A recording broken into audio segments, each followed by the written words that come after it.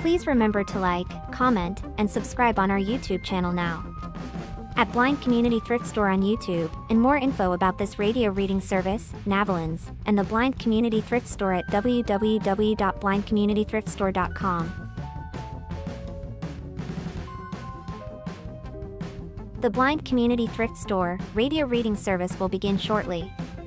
We will be reading local news from around the Southwest Missouri area, Monday through Friday, 10 a.m. to 12 p.m. on YouTube, KSMU, and on the Audio Reader Network at Kansas University. For more information, please visit us at www.blindcommunitythriftstore.com. Please stay tuned as our broadcast will start soon.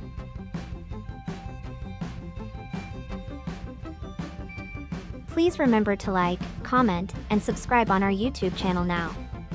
At Blind Community Thrift Store on YouTube, and more info about this radio reading service, Navalins, and the Blind Community Thrift Store at www.blindcommunitythriftstore.com. The Blind Community Thrift Store radio reading service will begin shortly. We will be reading local news from around the Southwest Missouri area, Monday through Friday, 10 a.m. to 12 p.m. on YouTube, KSMU, and on the Audio Reader Network at Kansas University. For more information, please visit us at www.blindcommunitythriftstore.com. Please stay tuned as our broadcast will start soon.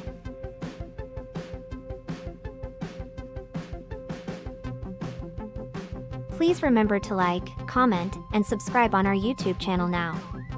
At Blind Community Thrift Store on YouTube, and more info about this radio reading service, Navalins, and the Blind Community Thrift Store at www.blindcommunitythriftstore.com. The Blind Community Thrift Store radio reading service will begin shortly. We will be reading local news from around the Southwest Missouri area, Monday through Friday, 10 a.m. to 12 p.m. on YouTube, KSMU, and on the Audio Reader Network at Kansas University. For more information, please visit us at www.blindcommunitythriftstore.com. Please stay tuned as our broadcast will start soon.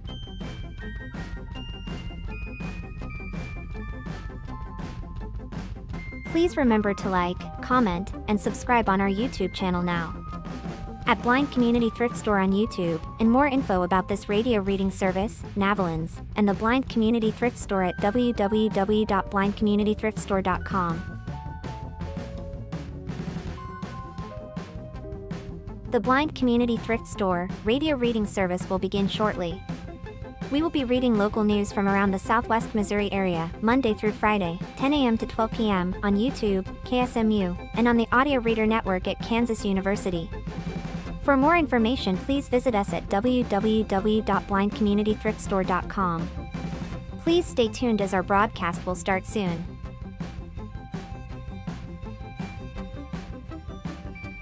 Please remember to like, comment, and subscribe on our YouTube channel now. At Blind Community Thrift Store on YouTube, and more info about this radio reading service, Navalins, and the Blind Community Thrift Store at www.blindcommunitythriftstore.com. The Blind Community Thrift Store radio reading service will begin shortly. We will be reading local news from around the Southwest Missouri area, Monday through Friday, 10 a.m. to 12 p.m. on YouTube, KSMU, and on the Audio Reader Network at Kansas University. For more information, please visit us at www.blindcommunitythriftstore.com. Please stay tuned as our broadcast will start soon.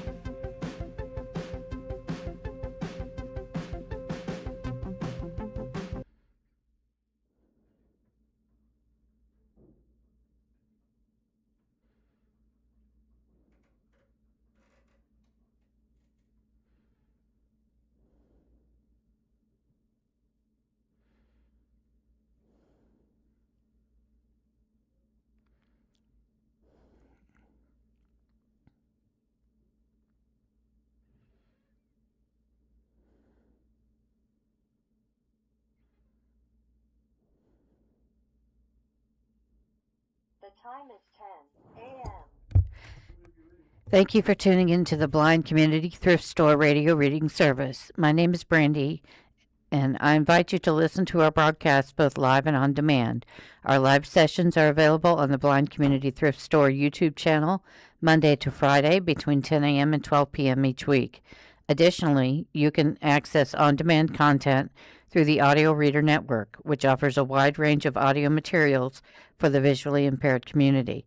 To explore content from the Audio Reader Network, please visit www.reader.ku.edu. The site provides details about accessing content via Amazon Alexa, Audio Reader Network mobile app, and information on receiving a radio to listen to the broadcast by KSMU Radio. All broadcasts are played over KSMU's subcarrier airwaves at 67 kilohertz on 91.1 from 3 p.m. to 5 p.m. Monday through Friday.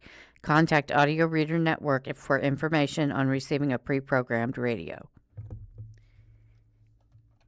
And this is from the Springfield Daily Citizen. Amendment 5 touted as boon for Missouri's economy. Opponents say it shifts costs to those who can't afford it. In August, voters will decide on a measure that would start the phase-out of Missouri's individual state income tax, by Kathleen Odell. There's a picture of a green and white sign that says Axe the Tax, yes on 5, and one that is yellow and blue that says no on 5, protect Missouri taxpayers. There's an editor's note. It says free access to elections coverage is made possible by the Merrill Lynch Nelson Hallam Group. Voters on August 4th will face a proposal that would phase out their state personal income tax and offset the difference by raising sales tax rates and taxing more services used by everyday Missourians and businesses. Amendment 5 appears as one of 6 proposed constitutional amendments the Missouri legislature referred to the ballot this year. 4 are on the August ballot. If the income tax phase-out is approved, the measure would give the General Assembly 5 years to decide which goods and services would be taxable, a broad stroke that concerns some lawmakers and consumer advocates. Legislation expanding the sales tax or increasing the rate would have to include offsetting cuts to income tax rates. City of Springfield officials note that the amendment would not directly change local tax rates, but could create downstream municipal impacts depending on future legislation, including possible required local tax adjustments if the state expands the sales tax base. Proponents of Amendment 5, chief among them Republican Governor Mike Kehoe, argue that phasing out the income tax will make Missouri economically competitive, lower the overall cost of living, and attract jobs to the state. They promote the amendment as a way to modernize the tax code and provide tax relief to families. Opponents, however, say shifting to a greatly expanded sales tax base would dramatically increase daily costs for Missourians and local businesses and shrink consumer spending in communities across the state. What the measure would do. Amendment 5 would require the legislature to reduce the state individual income tax based on revenue growth until the tax is eliminated, and would prohibit future state income taxes once it is eliminated. At the same time, it would also require reductions in personal property and other local taxes to offset revenue from any expansion of sales and use taxes, while prohibiting reductions in funding for public schools. The measure would allow the legislature to expand sales and use taxes if the changes are used to reduce and eliminate the income tax and reduce local tax rates. According to the ballot language, the proposal has no direct impact on state or local tax revenue. If passed, implementing legislation will have an unknown impact on state and local tax revenue. State government entities expect a reduction of $57,000 annually in income tax checkoff donations and implementation costs of at least $100,000. Currently, Missouri has a graduated income tax with rates ranging from 2% to 4.7%, according to Ballotpedia, an online resource for nonpartisan information on elections, politics, and policy. The state sales tax is 4.225%. However, local sales taxes, including county and city taxes, mean that combined sales tax are higher. According to the Tax Foundation, Missouri has an average combined state and local tax rate of 8.41%. Springfield's current base sales tax rate is 8.1%, which breaks down like this: 4.225% state, 2.125% city, and 1.75% county. said city spokeswoman Cora Scott. The city's 2.125% sales tax includes 1% general operations, 0.75% spring forward SGF, 0.25% capital improvements, and 0.125% transportation. Proponents making Missouri competitive. This is the first step in keeping our promise to make Missouri more competitive, attract jobs and investments, and let families keep more of what they earn from the start, Kehoe announced as the measure was rolled out. Proponents say phasing out the state's income tax would lower the overall cost of capital, free up cash flow for business expansion and innovation, and make Missouri more attractive to skilled workers. They argue that companies and workers often choose locations with favorable tax climates, pointing to states like Texas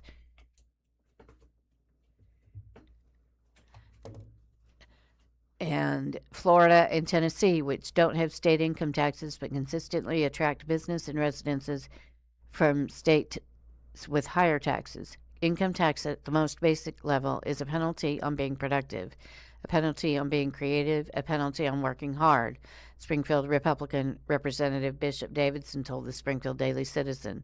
Davidson sponsored the amendment. You get rid of that penalty, you start to encourage economic growth. And economic productivity, of course, brings more people in, brings more goods and services in, and improves the overall economic environment for everyone, producers and consumers alike, Davidson said. He added that every single good and service across the state is taxed, or its cost is increased by income taxes, and that's because income taxes end up being part of the overhead of any product or any good or service, and they end up inflating the cost and the price of that over and over and over again.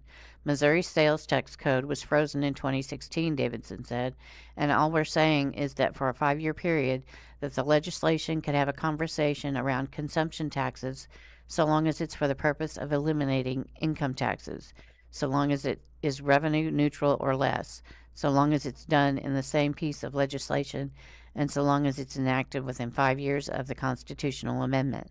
I think there's sufficient guardrails in place to make sure that the legislation moves in a singular direction and that it is a pro-growth tax policy.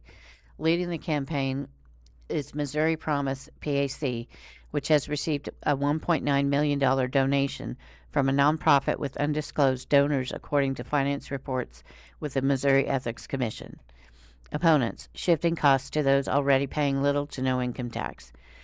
Analysis by the nonprofit research group Missouri Budget Project says shifting to a greatly expanded sales tax base would dramatically increase daily costs of everything from groceries, gas, child care, summer camp, car repairs, why opponents dubbed it the everything tax. Local businesses could see higher operating costs with a new layer of sales taxes on everything from landscaping and snow removal to vehicle maintenance, further increasing costs to consumers, according to the research group. Opponents say the measure would increase the tax burden on many people who pay little or no income tax. According to the research group, a single parent making $25,000 a year, 32 hours a week at Missouri's $15 per hour minimum wage, currently pays no state income tax. Missouri also does not tax Social Security benefits and exempts a portion of retirement income. Many families would end up paying more in additional sales taxes than they actually pay in total taxes now, according to the analysis. Missourians for Fair Taxation, No Everything Tax, and Parents for Missouri Public Schools are leading the campaign opposing the amendment.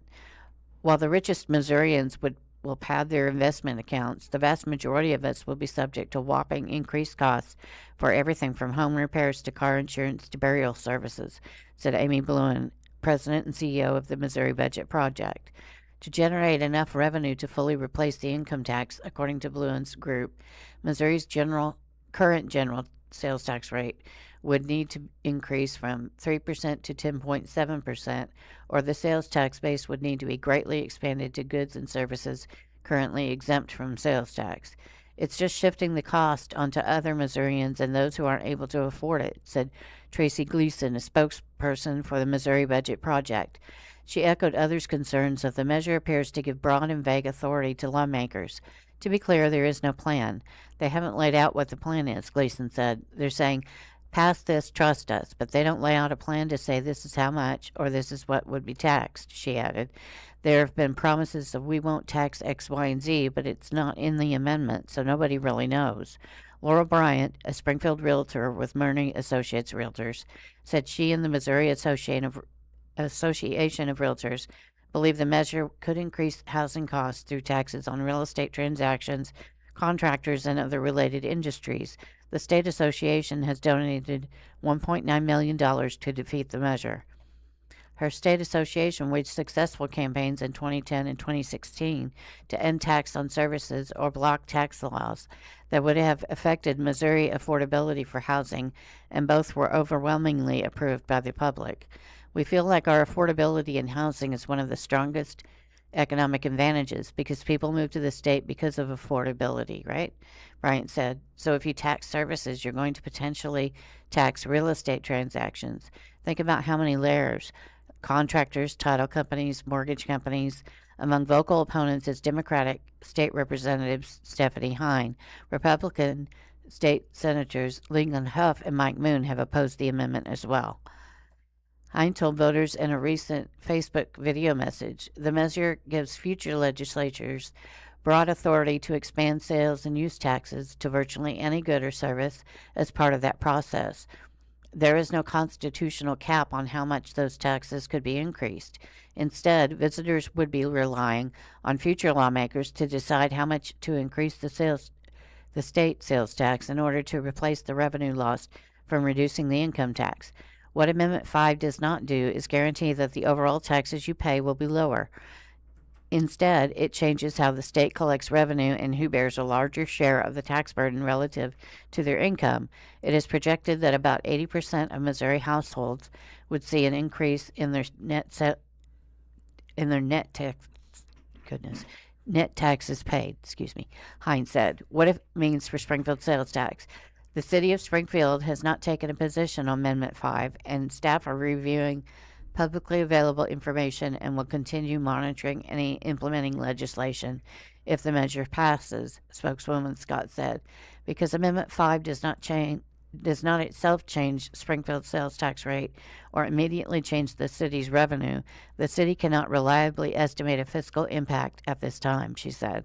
Any effect on Springfield's sales tax base, local revenue flexibility, or future tax decisions would depend on legislation adopted by the General Assembly after the election, she added.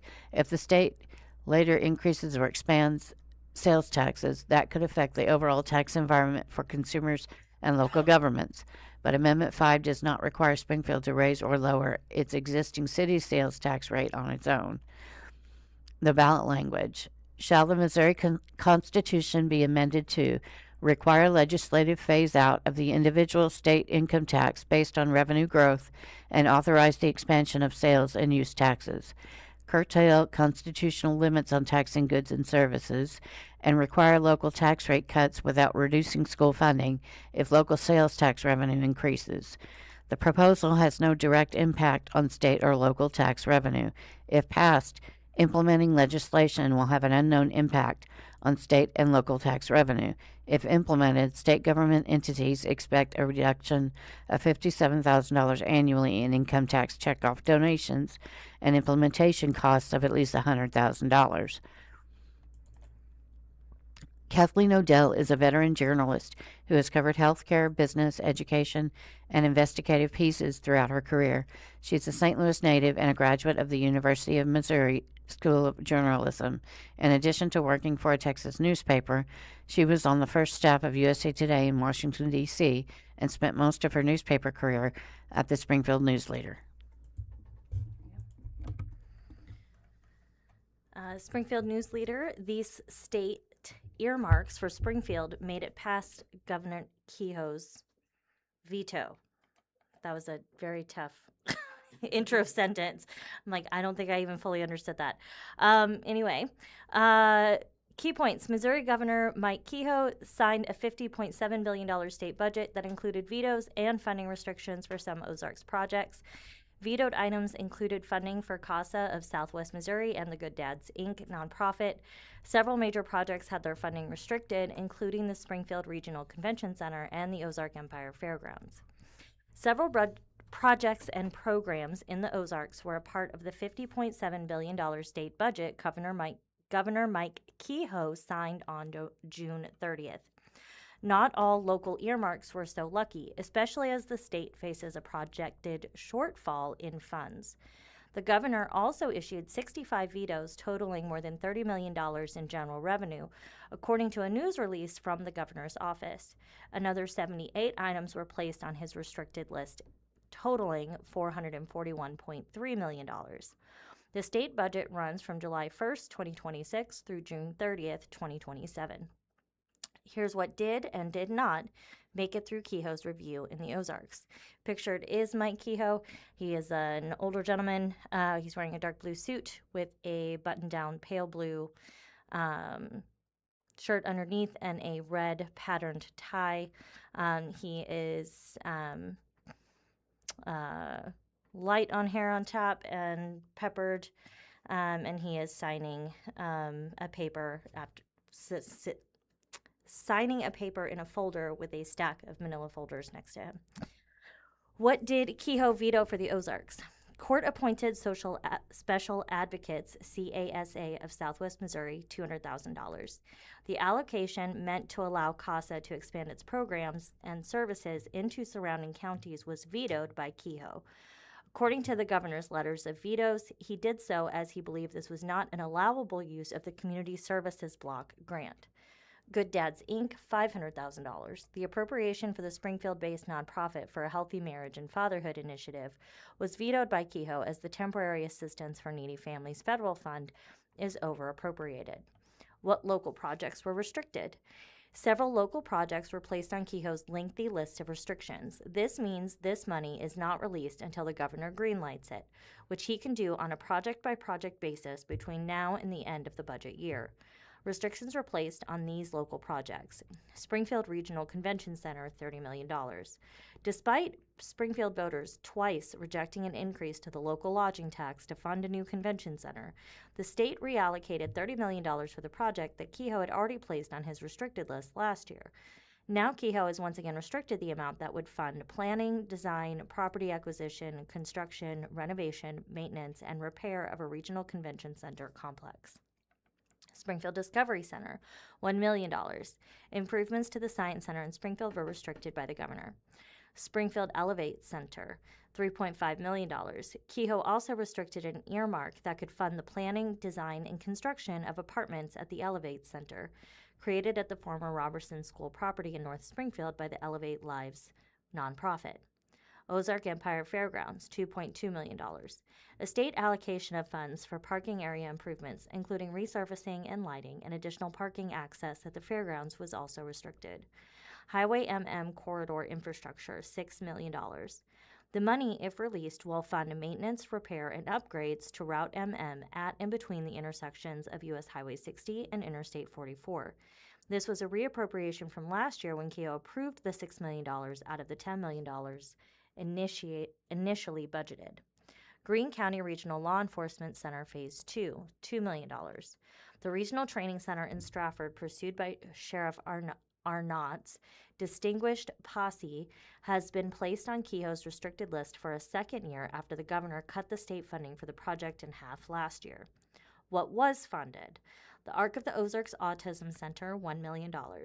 Crosslines Community Outreach, $150,000. The earmark will support the nonprofit's math and reading buddy programs to fund training, quote, training, resources, and support to equip volunteers to tutor and support student learning in public elementary schools, end quote. Mercy Springfield Residency Program, $1.6 million. This is the second half of a total $3.25 million allocation slated for the refurbishment of existing administration buildings to create a 166 physician residency program. LeCompte Road upgrades, $1.7 million.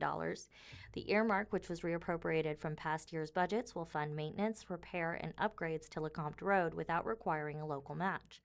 Jefferson Avenue footbridge maintenance and improvements, $2 million.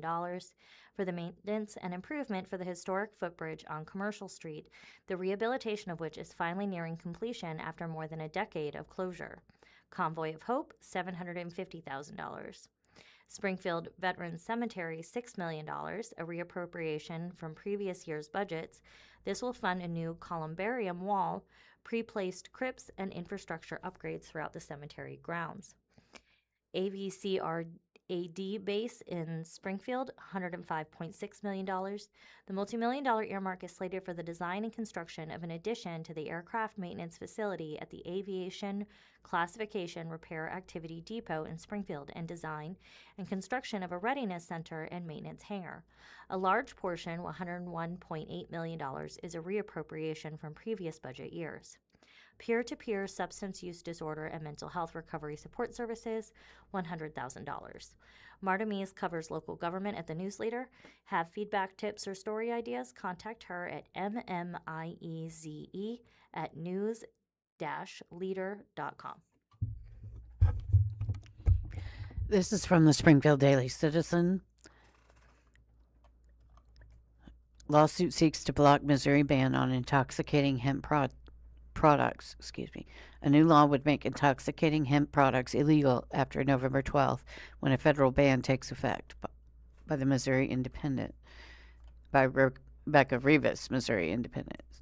A coalition of hemp businesses filed a federal lawsuit Thursday in an attempt to halt a statewide ban on intoxicating hemp products from going into effect in November. The lawsuit, filed in the U.S. District Court for the Western District, claims the ban state lawmakers passed this spring contains unconstitutionally vague definitions for hemp and marijuana.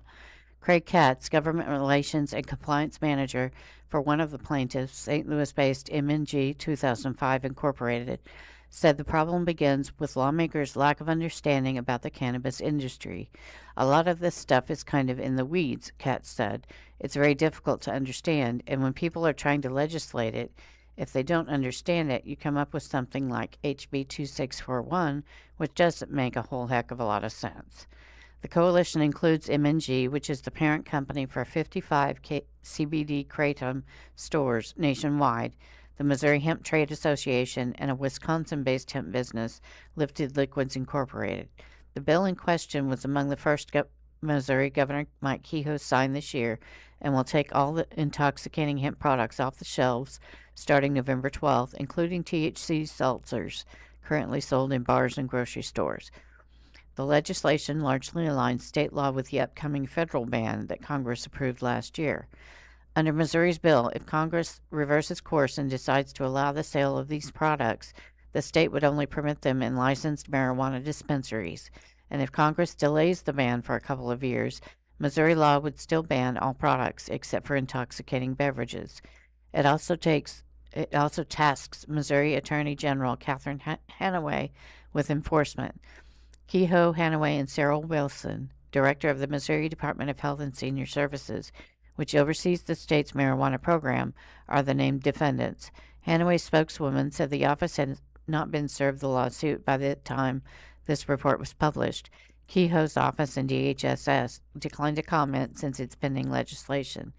Similar bills have been debated since 2023 but failed to pass.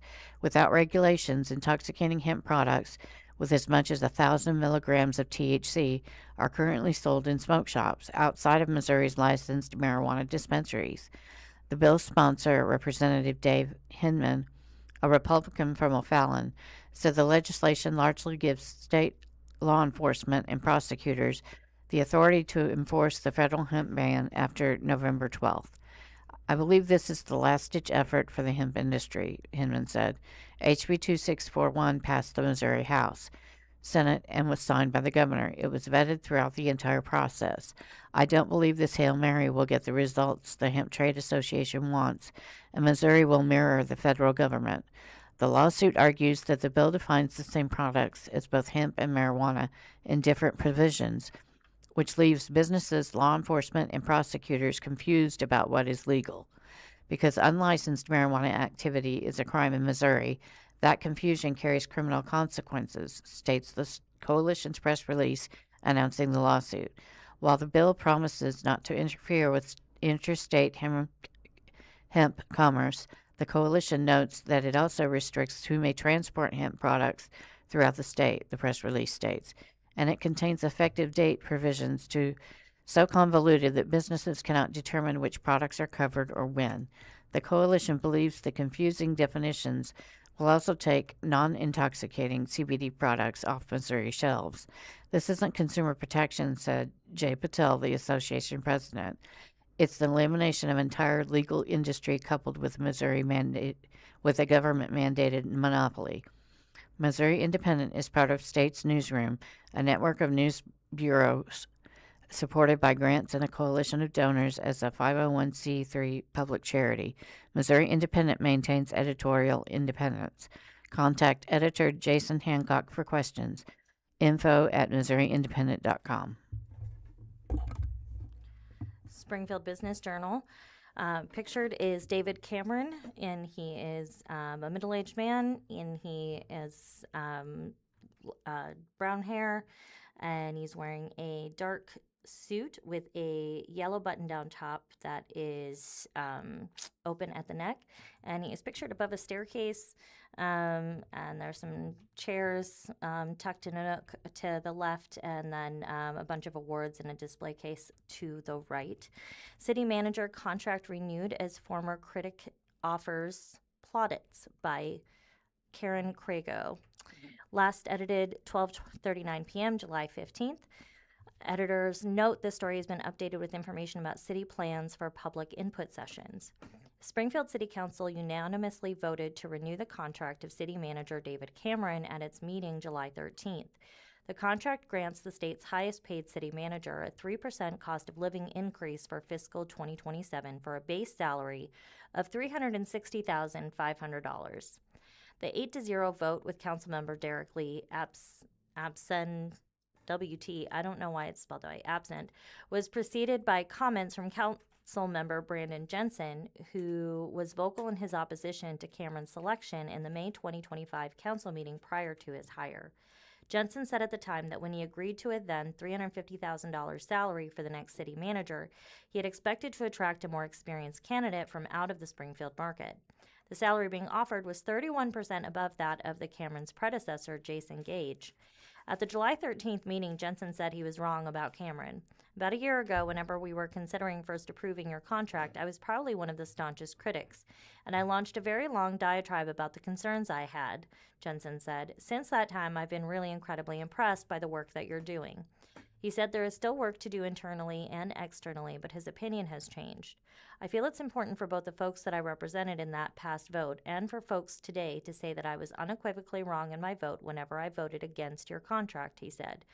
At the start of the meeting, Cameron offered his regular city manager's report describing goals for the city's 120-day delay in data center consideration, with 2 public input sessions tentatively planned for August, and giving a progress report on the rental inspection pilot program underway in the West Central neighborhood, along with other updates. Jensen responded to the report by thanking Cameron for his biweekly reports, including multi-page written reports that are available to the public. It's all really good information, he said. I refer to it to answer questions that residents share with me. There's information in there that can answer a lot of council's questions that we oftentimes ask, and so I would just encourage every single person to read those documents. This is from the Springfield Daily Citizen. Shannon Pierce challenges Brian Feemster in GOP primary for Greene County Circuit Clerk. Following a multi-year backlog, Feemster asserts that the city clerk's office is in good shape. Pierce disagrees. By Jack McGee. Shannon Pierce, it's the photo on the left. He's got gray hair, mustache, and a beard, and what looks like to be a purple shirt. And the photo on the right is incumbent Greene County Circuit Clerk by Brian Feemster, and he's got a striped blazer on with a red tie with white polka dots and a light blue shirt. And it says, in the lone primary contest for a county-wide office, Shannon Pierce is challenging Brian Feemster, the incumbent for Greene County Circuit Clerk, on the August 4th Republican ballot. First elected in 2022, Feemster is seeking his second 4-year term as Circuit Clerk. Pierce aims to limit Feemster to 1 term and succeed him in the Circuit Clerk's office. With no Democratic candidate on the August ballot, the Republican primary winner will run unopposed in the November general election. Of Greene County's 13 elected officials, the circuit clerk is the only one who is technically an employee of the state rather than the county. The circuit clerk's office, located on the second floor of Greene County's Judicial Courts facility, is responsible for maintaining and processing court records across various divisions, including domestic, civil, criminal, traffic, juvenile, finance, and probate. The office is also responsible for determining security levels, assigning cases to judges, managing the court schedule, coordinating jury selection, collecting and paying out fees, and fulfilling records requests, among other administrative functions. The Greene County Circuit Clerk's office currently employs about 72 people, excluding a few temporary employees with PenMax staffing, according to Feemster. While Feemster is running on his record, Pierce is running against it. Following a multi-year backlog combined with a significant increase in cases, Feemster asserts that the circuit clerk's office is in good shape. Pierce argues otherwise and has a 90-day action plan to prevent delays and ensure all cases are prioritized. Brian Feemster, a Greene County native, Feemster, 72, grew up in the Valley Watermill area, graduating from Hillcrest High School and later Missouri State University with a degree in agriculture. After starting what would turn out to be a long career at City Utilities as a mechanic in his early 20s, Feemster went back to school, this time at Drury University, where he obtained a Master of Business Administration. At CU, Feemster worked in a variety of roles, eventually working his way up to Director of Power Supply and Strategic Operations. He retired from that position in 2020. Upon retirement, Feemster started becoming more involved in politics and learned that the position of circuit clerk would become open. This job, I became aware that it was going to be open because Tom Barr, who had the job, was running for state representative position, so I talked to him. I talked to the presiding judge at the time and certainly talked it over to my wife and decided that it was a good way for me to utilize the skill sets I've been learning my whole life to serve the community, and it's important for me personally to add value somewhere, Feemster said. And there's 1,000 ways to do that, but this is a way that I can do that, and that's really why I ran for it initially. As for why he's running for re-election, Feemster said he has grown to care for his staff and the people who visit the circuit clerk's office, recognizing that they would rather not be there. Shannon Pierce. Pierce, whose family is from Missouri, was born in Long Beach, California, but moved to the Ozarks as a teenager and graduated from Ava High School. Out of high school, Pierce worked in a variety of jobs, eventually finding his place in law enforcement. After more than 20 years in law enforcement, including roles with the Greene County Sheriff's Office and the Missouri State Highway Patrol, Pierce, 54, became the Director of Compliance and Programs for the Kitchen Incorporated, a nonprofit that provides emergency shelter, case management, and housing assistance. In that role, Pierce said he was approached by multiple family law attorneys about ongoing delays and inefficiencies within the circuit clerk's office, outlined in an April 2025 letter signed by 40 attorneys and provided to Greene County Circuit Court judges. Pierce said he stepped down from his position at the kitchen after almost 2 years in order to run for circuit clerk, a role that would allow him to continue serving the public.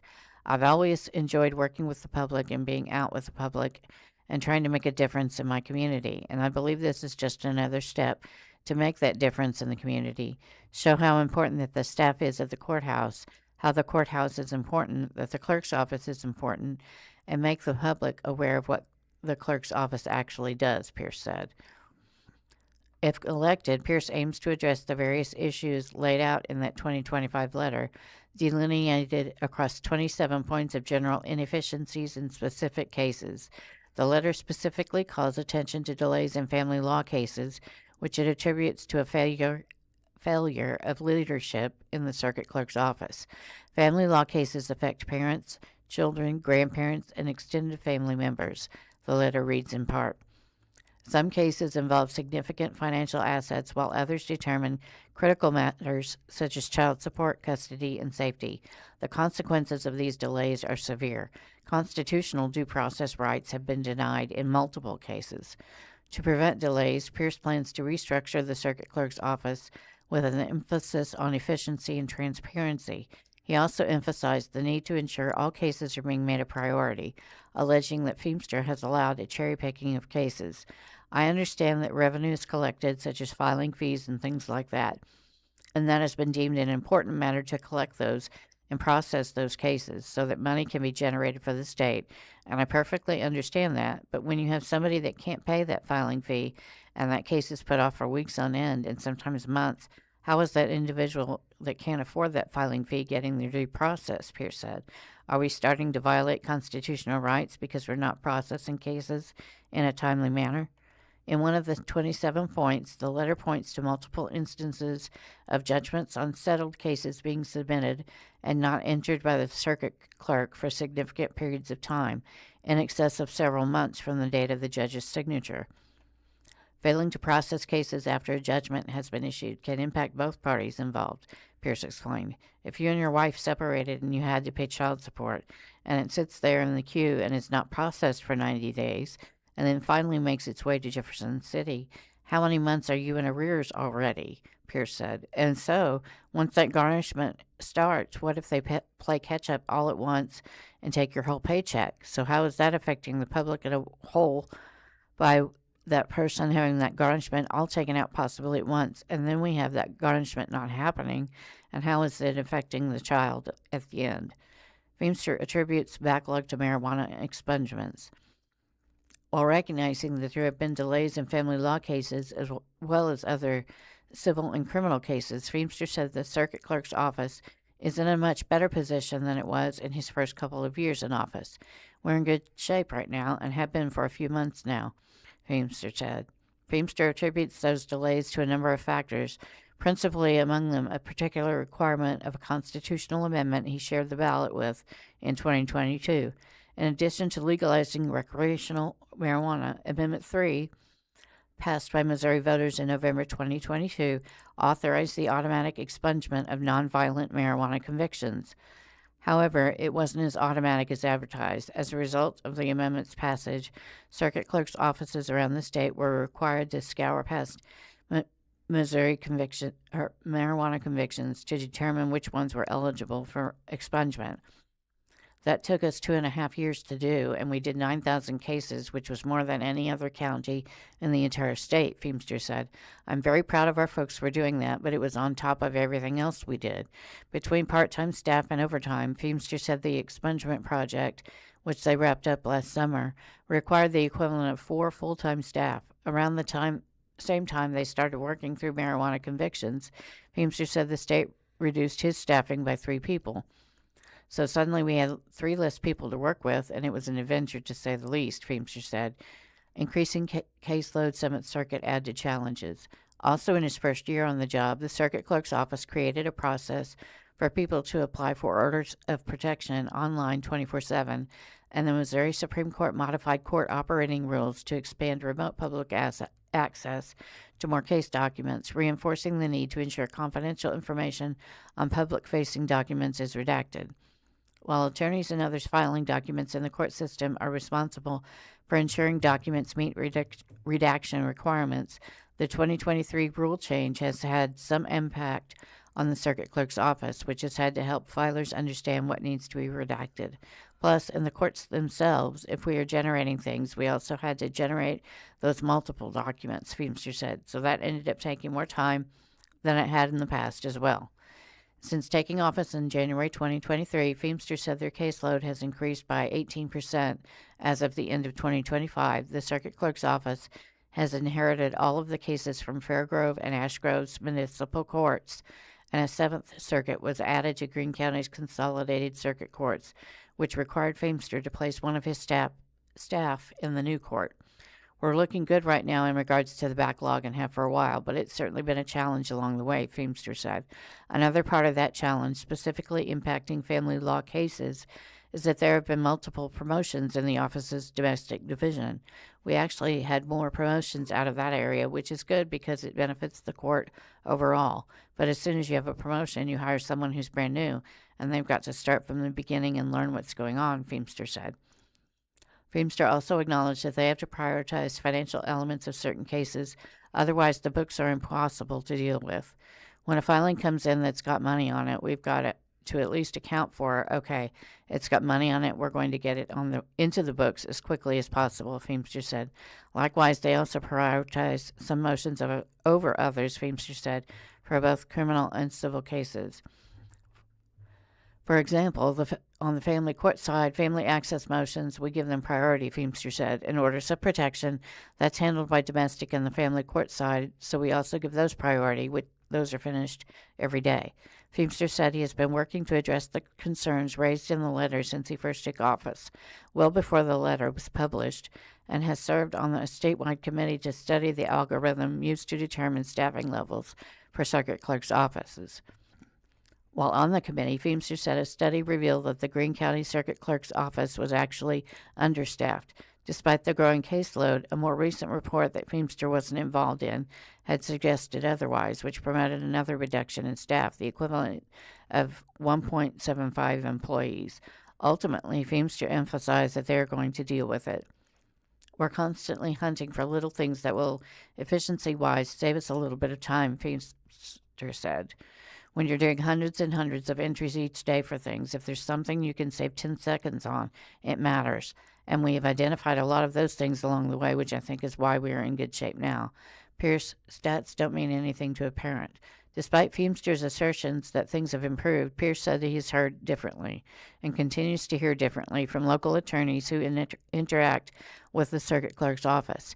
He has used their feedback to develop a 90-day action plan, which is divided into 3 30-day segments, which each segment containing several objectives. The plan calls for a review of office procedures, record systems, and current challenges, strengthened communication and accountability standards, and long-term operational improvement goals, among other action items. There's a huge amount of items that can be corrected almost immediately. But once again, it's talking to the staff, talking to those managers, finding out what's going on. Have they been limited and had their hands tied, Pierce said. While recognizing the challenges that Feimster has faced since taking office, Pierce said stats don't mean anything to a parent who can't get child support or can't spend time with their children due to delays in the circuit clerk's office. Leadership means meeting that increase in demand, Pierce said. At the beginning of his tenure is when all of the repeal of marijuana and all of those misdemeanor warrants and citations and everything like that was happening. And there was a hiring freeze with the state, so he couldn't hire more staff, and he had to work with what he had. Perfectly understandable. But you work through those, but you also learn the job in order to help the staff overcome that, and you become that working circuit clerk. Oh, my goodness. Pierce reiterated the importance of helping staff process cases, referring to himself as a working director. Excuse me. In both law enforcement and his role at the kitchen. I want to be trained, Pierce said. I want to work those cases. He also emphasized the need to cross-train staff so that everyone, I think I said that right, is able to work on different types of cases depending on where the need is greatest, and ensure that public inquiries are promptly addressed, potentially through a restructured website and a new standard operating procedure manual for every department in the circuit clerk's office. We've got to be able to find the balance in order to get the process done fairly and completely from beginning to end, Pierce said. Feimster said that while it is easy to cross-train within the civil court side, which family law is a part of, criminal cases are significantly different. However, Feimster said criminal court clerks are also able to work on financial matters, campaign finance. While Feimster boosts a significant financial edge, largely thanks to money he has loaned his campaign. He has spent a similar amount as Pierce in his campaign for re-election, according to both candidates' July campaign finance reports. Feimster reported $13,051 on hand at the close of the recent reporting period, having spent $3,175 and raised $16,000, including $15,800 he loaned himself. Pierce, meanwhile, ended the quarter with $3,137 on hand, having spent $2,562 and raised $5,700 with a number of contributions from area attorneys. Jack McGee is the government affairs reporter at the Springfield Daily Citizen. He previously covered politics and business for the Daily Citizen. He is an MSU graduate with a Bachelor of Science degree in journalism and a minor in political science. Reach him at jmcgee at CSG, good grief, sgfcitizen.org or 417-837-3663. Springfield Business Journal. Pictured are swimmers at Silver Springs Pool taking a final dip before a storm moves in July 15th. Pictured is a lifeguard sitting up on the tower with under a lifeguard umbrella that is red with lifeguard written on it. There is another lifeguard walking towards that one, wearing red shorts and a blue t-shirt and the whistle around their neck. And then it's more of a splash pad pool area. So there's a couple of kids running around with some like a mushroom cap that's waterfalling and some other tubes doing water, etc. And the title is Study of Cities' Outdoor Pools Shows 5 of 6 Near End of Life. Report suggests cities should have 3 pools, including 1 water park, by Karen Crago. The Springfield Green County Park Board does not plan to reopen Westport Pool, and 4 out of the 5 remaining outdoor pools in the city are within 5 years of the end of their life. Now, according to Director Parks and Recreation Ron Schneider, the Park Board needs to take a long look at what to do about the problem. The Dyer assessment was the takeaway from a commission study of Springfield's outdoor pools, only 4 of which, Fosnot, Silver Springs, Meador, and McGee-McGregor Wading Pool, are open this season. The Grant Beach Pool, which has been closed for repairs to its bathhouse following April 2025 storms, will reopen for the 2027 swim season, Schneider said. However, he added Westport Pool, which had significant leaks requiring the pool water to be turned over 3 times per week before closure, would require $1 million in repairs to reopen. A decision has to be made about the future of aquatics at Westport, Schneider said. The study did not address the city's 2 indoor pools located at the Chesterfield and Doling family centers. The study was performed by Kansas City-based Water's Edge Aquatic Design, LLC, at a cost of $47,000, Schneider said. Life expectancy. The reporter's introduction explains its scope, which is to provide an understanding of pool conditions and to establish priorities and recommendations for repair, replacement, and other considerations for each. Key components of the study were identified as a conditions assessment, including an estimate of life expectancy with recommended improvements and associated magnitudes of cost. The study found that the McGee-McGregor Wading Pool, located adjacent to Phelps Grove Park on the corner of Bennett Street and Holland Avenue, is in the best shape of the outdoor pool facilities, with 6 to 10 plus years of life remaining. Though closed for the current season, the Grant Beach Pool, located in Grant Beach Park at 1401 North Grant Avenue, has the second longest life expectancy at 6 to 10 years, the report said. The report puts 3 pools near the end of their lives with 1 to 5 years remaining. They are Fosnot at Fosnot Park, 1305 South Main Avenue, Meador at Meador Park, 2600 South Fremont Avenue, and Silver Springs at Silver Springs Park, 1100 Northampton Avenue. The Westport Pool at Westport Park, 3125 West Lincoln Street, is at the end of its life, the study finds. The improvement costs range from several $100,000 to several $1 million, the assessment states. The report offers a summary of each outdoor pool. Fosnot, built in the 1920s, was most recently renovated in 2008. Its condition was assessed to be very poor, with multiple areas of failing concrete, delamination, and spalling. The report notes crackling and efflorescence at the top of the pool wall with missing grout, staining, and peeling paint. No water loss is reported. Fosnot's wading pool is reported to be in poor condition, and its splash pad area is average. The perimeter deck is assessed as very poor, with 75% of it showing significant cracking and signs of movement. Its mechanical system, replaced in 2018, is average, and its chemical systems are very poor, with an erosion feeder that is likely too small for the pool capacity. The main pool is not compliant with the American with Disabilities Act, and there is no family changing room. Grant Beach was built in the 1980s with a renovation in the early 2010s. The report notes that it undergoes regular vandalism. The main pool condition is poor, with cracking and efflorescence at the top of the pool wall, missing grout, and concrete degradation noted. The piping and stainless steel gutter system are original and near the end of their useful life. There is a history of water loss. The perimeter deck is poor, with signs of movement and settlement. The aquatics mechanical system is average, but frequent backwashing is reported. Chemical systems are very poor. The pool is ADA compliant, though restrooms are not, and the exterior envelope is assessed as poor. The McGee-McGregor wading pool, a free amenity unlike the other pools which have entry fees, was built in the 1960s and offers water with a maximum depth of 24 inches. Its condition is assessed as good with no water loss reported. The pool is not ADA compliant, but its perimeter deck, aquatics mechanical system, and exterior envelope are assessed as good. Its chemical systems are rated very poor. The Meador pool was built in the 1960s and has the only lap lanes in the outdoor pool system, though the length is just under 50 meters due to the addition of a stainless steel gutter. The main pool condition is very poor, with degrading and spalling concrete and cracking in the pool walls and the floor. Water loss is noted. Its wading pool is assessed as poor with rusting repairs and missing grout. The perimeter deck is poor, though the aquatics mechanical system is average. Chemical systems are very poor. The main pool is ADA compliant for entry and exit, though the wading pool is not. Restrooms are not ADA compliant. The Silver Springs pool was built in the 1970s with a renovation in the early 2010s. Its main pool condition is poor with deterioration, delamination, and spalling noted in the pool wall, with missing grout, persistent patching, and several areas of cracking. There is a history of water loss. The pool's perimeter deck is assessed as average, while its aquatics mechanical system is good. Chemical systems are poor. Neither the pool nor its restrooms are ADA compliant. The exterior envelope is assessed as good. The Westport pool was built in the 1970s with renovation in the early 2010s. Its condition was assessed as very poor with failure and cracking of the gutter, cracking of pool walls, concrete failure in the dividing wall, and cracking of the floor. Significant water loss is reported. The perimeter deck is average to poor with deterioration and missing caulk along the joints.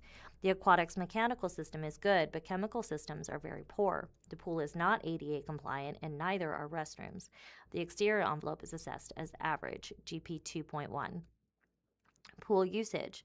The report points to a city population of 173,000 in 2025, an increase of 23% over 35 years, according to the U.S. Census Bureau. The median age is 36, with just over a fifth of residents under the age of 20 and 23% above 59. Population density is highest near the intersection of the city's 4 council zones, roughly near the area just north of the Fosnot and McGee-McGregor pools. Each zone has at least one pool.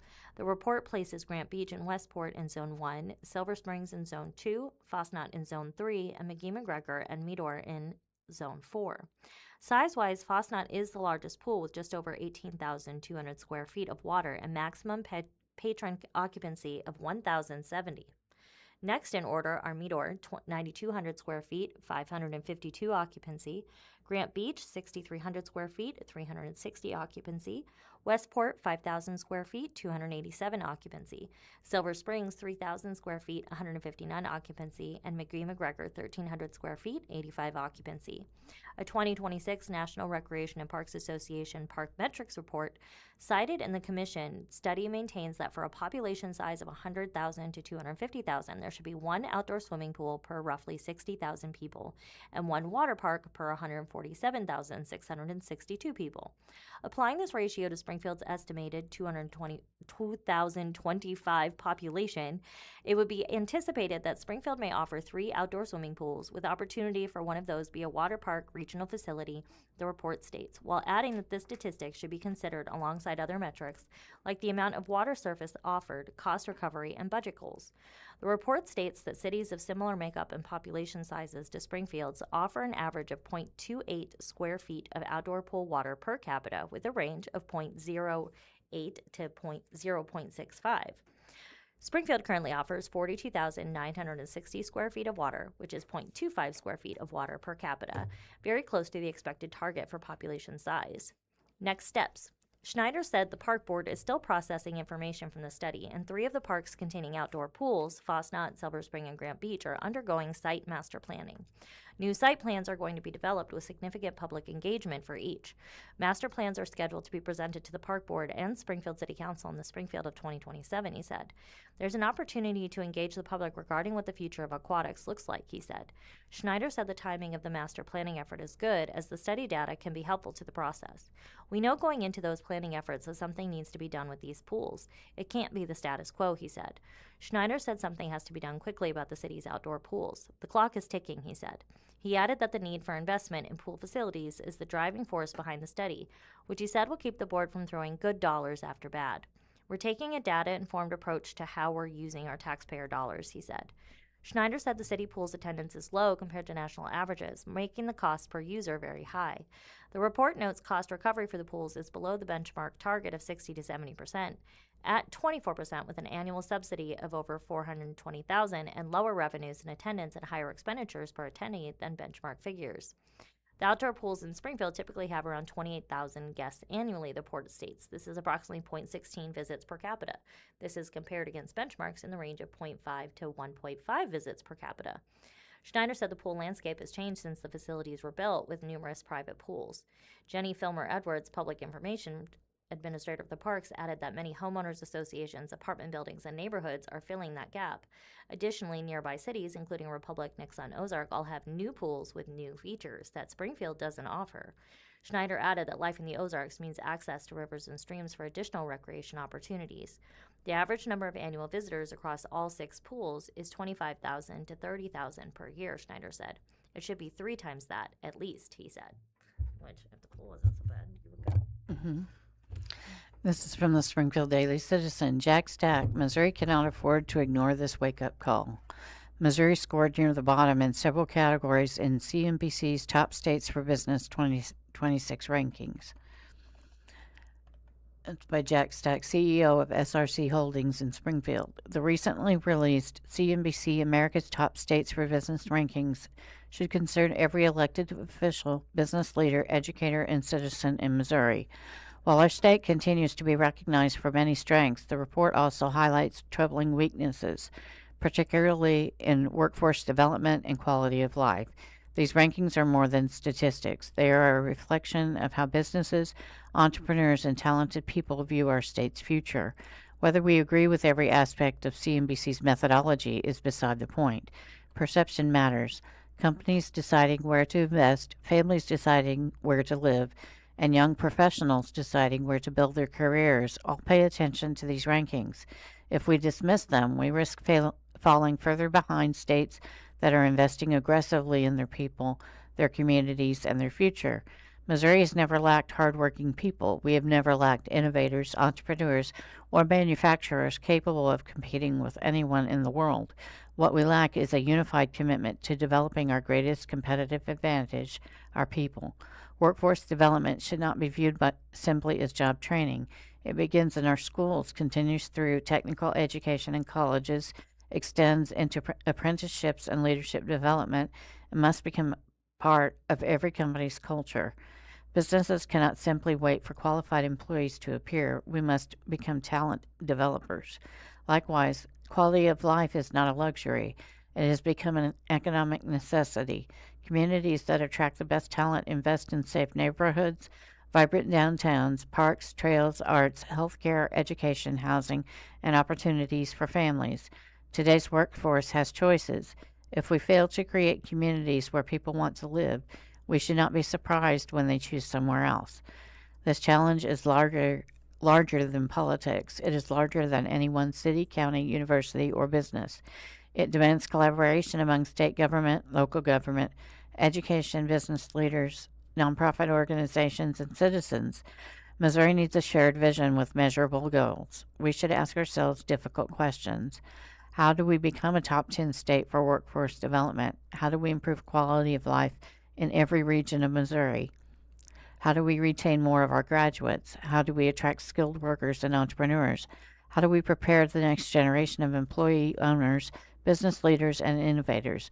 Most importantly, how do we measure our progress every year and hold ourselves accountable? The good news is that Missouri has proven time and again that it can solve difficult problems when people work together around a common purpose. Our manufacturing companies compete globally. Our entrepreneurs continue to build remarkable businesses.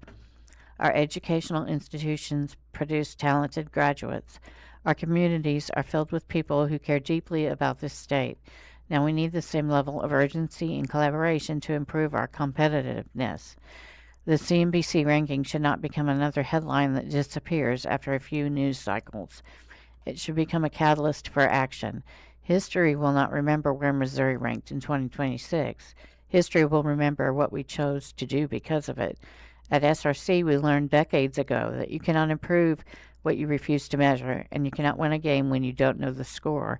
CNBC has given Missouri a score. We may not like it, but now we have a choice: argue about the scoreboard or improve it. I believe Missourians are builders. Let's get to work.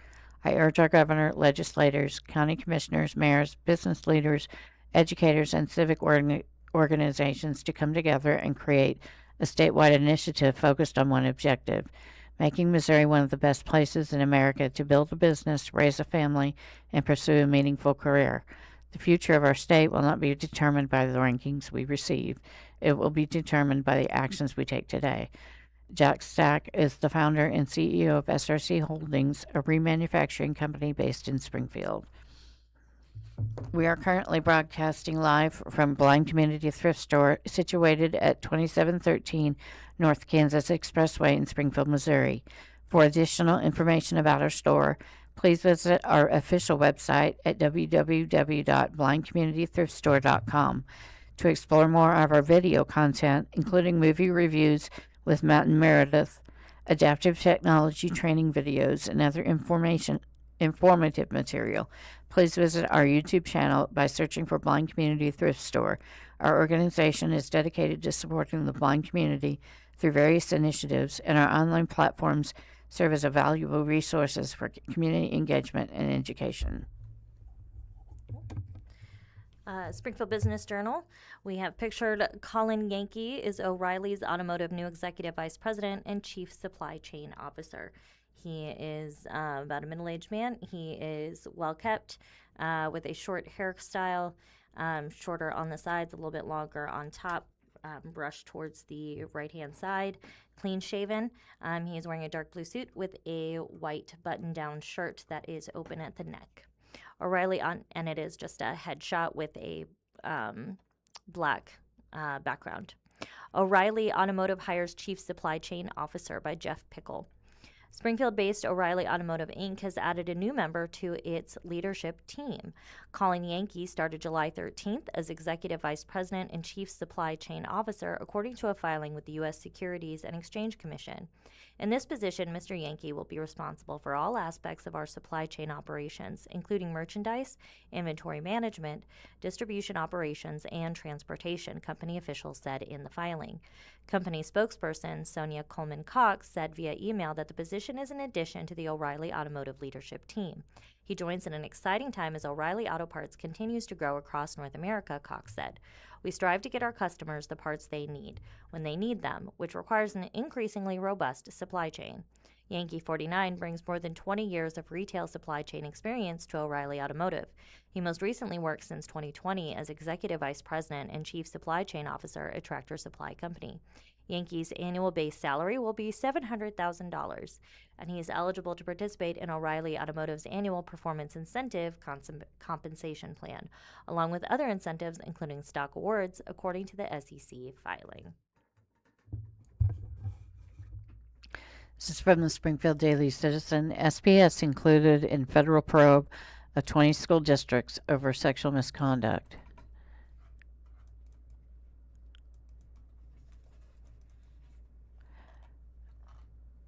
Springfield Public Schools is one of 20 school districts across the nation targeted by a crackdown from the Trump administration over reporting accusations of sexual misconduct by teachers.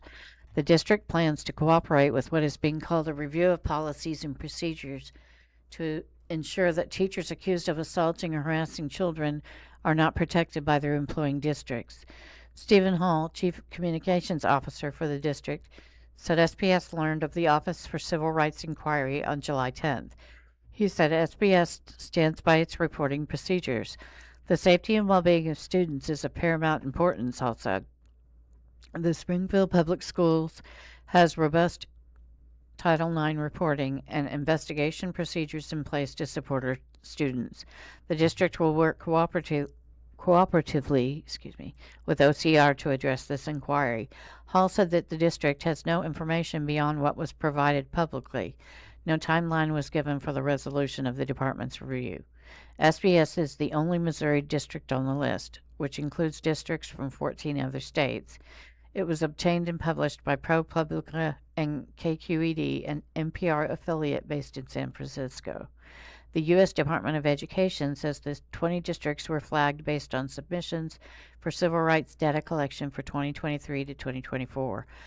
Those submissions contain responses that suggest that districts might not be addressing staff on student sexual misconduct appropriately.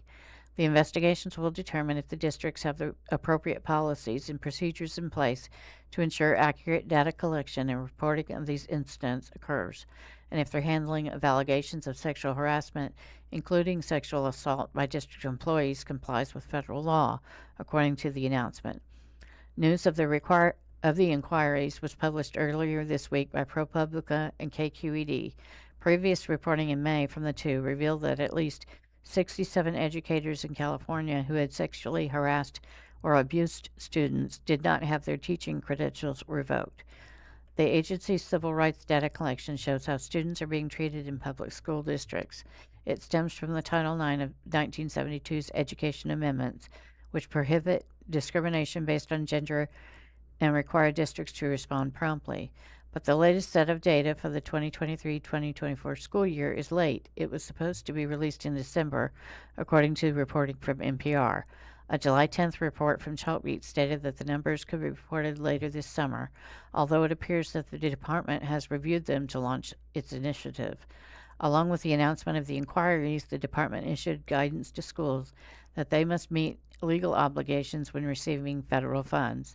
The announcement was presented as a national initiative to protect students from adult sexual predators in schools.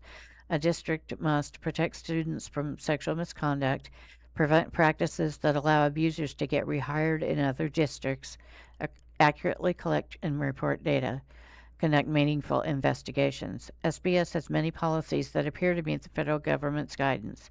Employees and other volunteers are required to undergo a background check, for instance, and proper relations for students and staff, including consequences for violations, are spelled out in board policy. The Department of Education is also in a massive upheaval, with President Trump last year signing an executive order calling for its dismantling. The Trump administration recently announced plans to shift the Office of Civil Rights from the Education Department to the Department of Justice. Joe Hatzel is the education reporter for the Springfield Daily Citizen. Hatzel has more than 2 decades of experience reporting in the Ozarks with the Joplin Globe, Christian County Headliner News, and 417 Magazine. Contact him at 417-837-3671 or jhatzel at sgfcitizen.org. Some events upcoming at the Springfield Library. In the makerspace, there's Glowforge dinosaur skeletons. Learn to design and create a wooden dinosaur skeleton with the Glowforge laser engraver guided by library staff. Materials will be provided. Registrations started July 13th, 417-837-5011, and that is Monday, July 27th through Thursday, July 30th from 10 a.m. to 5 p.m. at the Midtown Carnegie Branch Library's Makerspace. And that phone number again is 417-837-5011.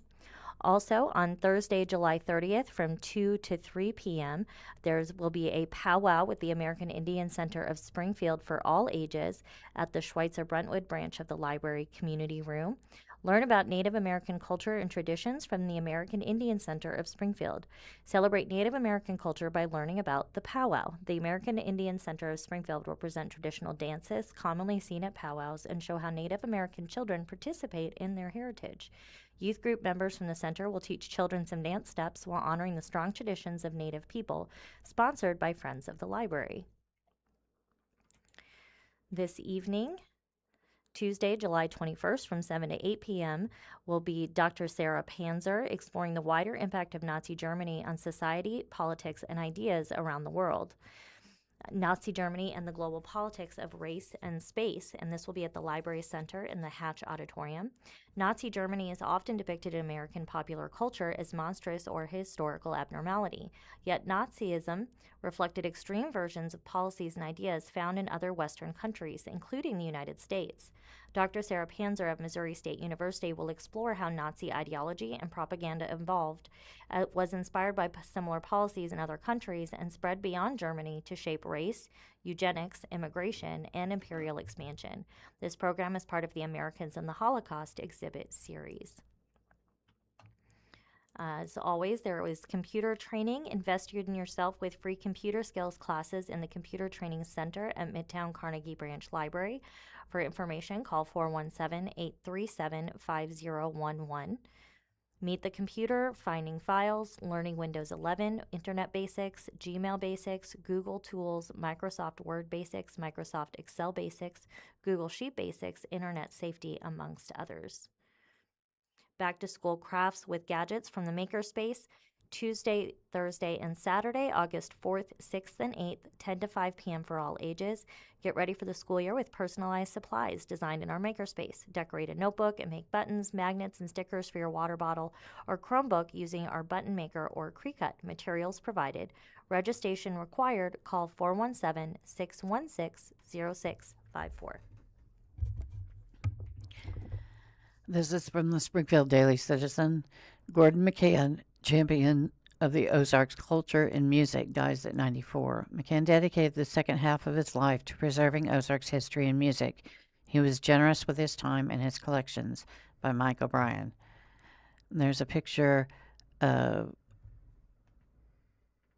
a lot of bookshelves stuffed with packets of paper and notebooks. It's a black and white photo of George McCann, and he's playing a guitar. It says George McCann taught himself to play guitar at home and learned traditional mountain music tunes by recording native musicians at Ozark music parties starting in the 1970s. By the 1980s, as seen here practicing at home, he was able to accompany acclaimed local fiddler Art Galbraith and other notable local musicians. Photo by Mike O'Brien. George McCann, who passionately encouraged fellow Ozarkers to appreciate their heritage and educated others from coast to coast about unique attributes of the region, died Friday, July 17th at age 94. Although he got a late start on his mission in his 40s, once he got rolling, McCann spent the next half-century tirelessly preserving and promoting traditional hill country fiddle music and other aspects of Ozarks culture through audio recordings, films and videos, books, and public presentations and concerts. He taught himself to play guitar so he could accompany noted fiddler and friend Art Galbraith in performances throughout the Midwest and as far away as Virginia and California. When the Smithsonian Institution or National Geographic magazine or some other prominent organization or publication sought to focus on the Ozarks, McCann became well known as the reliable go-to guide to steer them to authentic stories and personalities. His behind-the-scenes guidance with his intimate knowledge of people and places was crucial for the popular Ozarks Watch video magazine series that aired for more than 24 years on regional public television station KOZK, Channel 21. Had there been no Gordon McCann, there would have been no sustainable program, says Dale Moore, who co-hosted the show from 2005 until the cutoff of federal funding caused its cancellation last year. Every year about this time, we'd start planning how to come up with new shows for the upcoming season. I'd always start the meeting with, Gordon, we've run out of people to talk to. There's nobody left. He'd look at me and get that half grin on his face and say something like, well, I heard from an old gal from down around Squires who's got a sister who has a nephew who has a second cousin who, and the next thing you know, we'd have 13 shows ready to go. McCann captured some 400 fiddlers and 3,000 hours of tunes and talk on a portable tape recorder he toted to house parties and other music gatherings throughout southern Missouri and northern Arkansas. He then donated the tapes to Missouri State University's Meyer Library for public sharing over the internet. He collaborated with Vance Randolph in producing the iconic folklorist's final book. His own writing included notebooks and scrapbooks with tens of thousands of detailed entries and photographs, filling almost 40,000 pages with information about life and lore in the region. All the while, McCann took the time to mentor and inspire writers, photographers, and especially musicians to take up and keep up the preservation of the special aspects of the Ozarks. Talented Taney County fiddler Emily Garrett Boldman was in her teens when she first encountered McCann. I was just gaining my passion for our region's fiddle tunes, and he was already 90. Over the next 40 years, he never stopped teaching, playing music, and sharing his musical resources with me. Sometimes, she says, McCann would lament that she'd missed out on several colorful fiddlers who no longer were alive. But I don't believe I did miss out on all of the unique musicians, she insists, because I had the honor of being Gordon McCann's friend. Former MSU Dean of Library Services Tom Peters agrees. He credits McCann with instilling enthusiasm for traditional music that led Peters to purchase the former general store in the tiny Taney County burg of McClurg that had become the site of a weekly music jam. Peters' ownership has ensured that the Monday night tradition continues, complete with potluck dinner. Peters also shepherded the recent transfer of McCann's vast personal library of rare regional history books and other ephemera to the MSU library to join with his previously donated audio tapes. The career of Gordon McCann is a perfect example of the power and efficacy of one individual who's persistently passionate about a subject area, Peters says. He loved and respected old-time music, mountain music. He practiced and performed it on national stages and in small music parties such as McClurg. He encouraged many others to learn and convey this music. He recorded, studied, and preserved his tradition, yet he was humble, grounded, and self-effacing, and joyful and funny. This wasn't the legacy that McCann had envisioned as a young man. His family was in the process of moving from Joplin to Springfield to assume ownership of Springfield Blueprint Company when Charles Gordon McCann was born in August of 1931 to Charles A. and Jada Marie McCann. He attended St. Agnes Elementary School and Jarrett Junior High and graduated from Senior, now Central High School, in 1949. He next enrolled in what was then Southwest Missouri College, now Missouri State University, majoring in Spanish with minors in French and German, with the aim of becoming a linguistics teacher. He also worked part-time in the family's blueprint business. While a student, he met Mona Gale Pierce. He enjoyed telling the story of their first date. When he was greeted by the sight of her father sitting in the living room with a shotgun across his knees, Mona insisted it was a mere coincidence that her dad had just returned from a quail hunt and was cleaning the weapon, but McCann always said with a chuckle that he took it as paternal warning. The couple married in 1952. Their union lasted until Mona died a month short of their 71st wedding anniversary in 2023. McCann completed his college degree program in 1953, but decided that joining Springfield Blueprint as a full-time employee was the prudent next step. He eventually succeeded his father as head of the business, and the cycle was repeated when his son Chuck assumed the company leadership role in the 1990s, and daughter Abbott also was on the staff.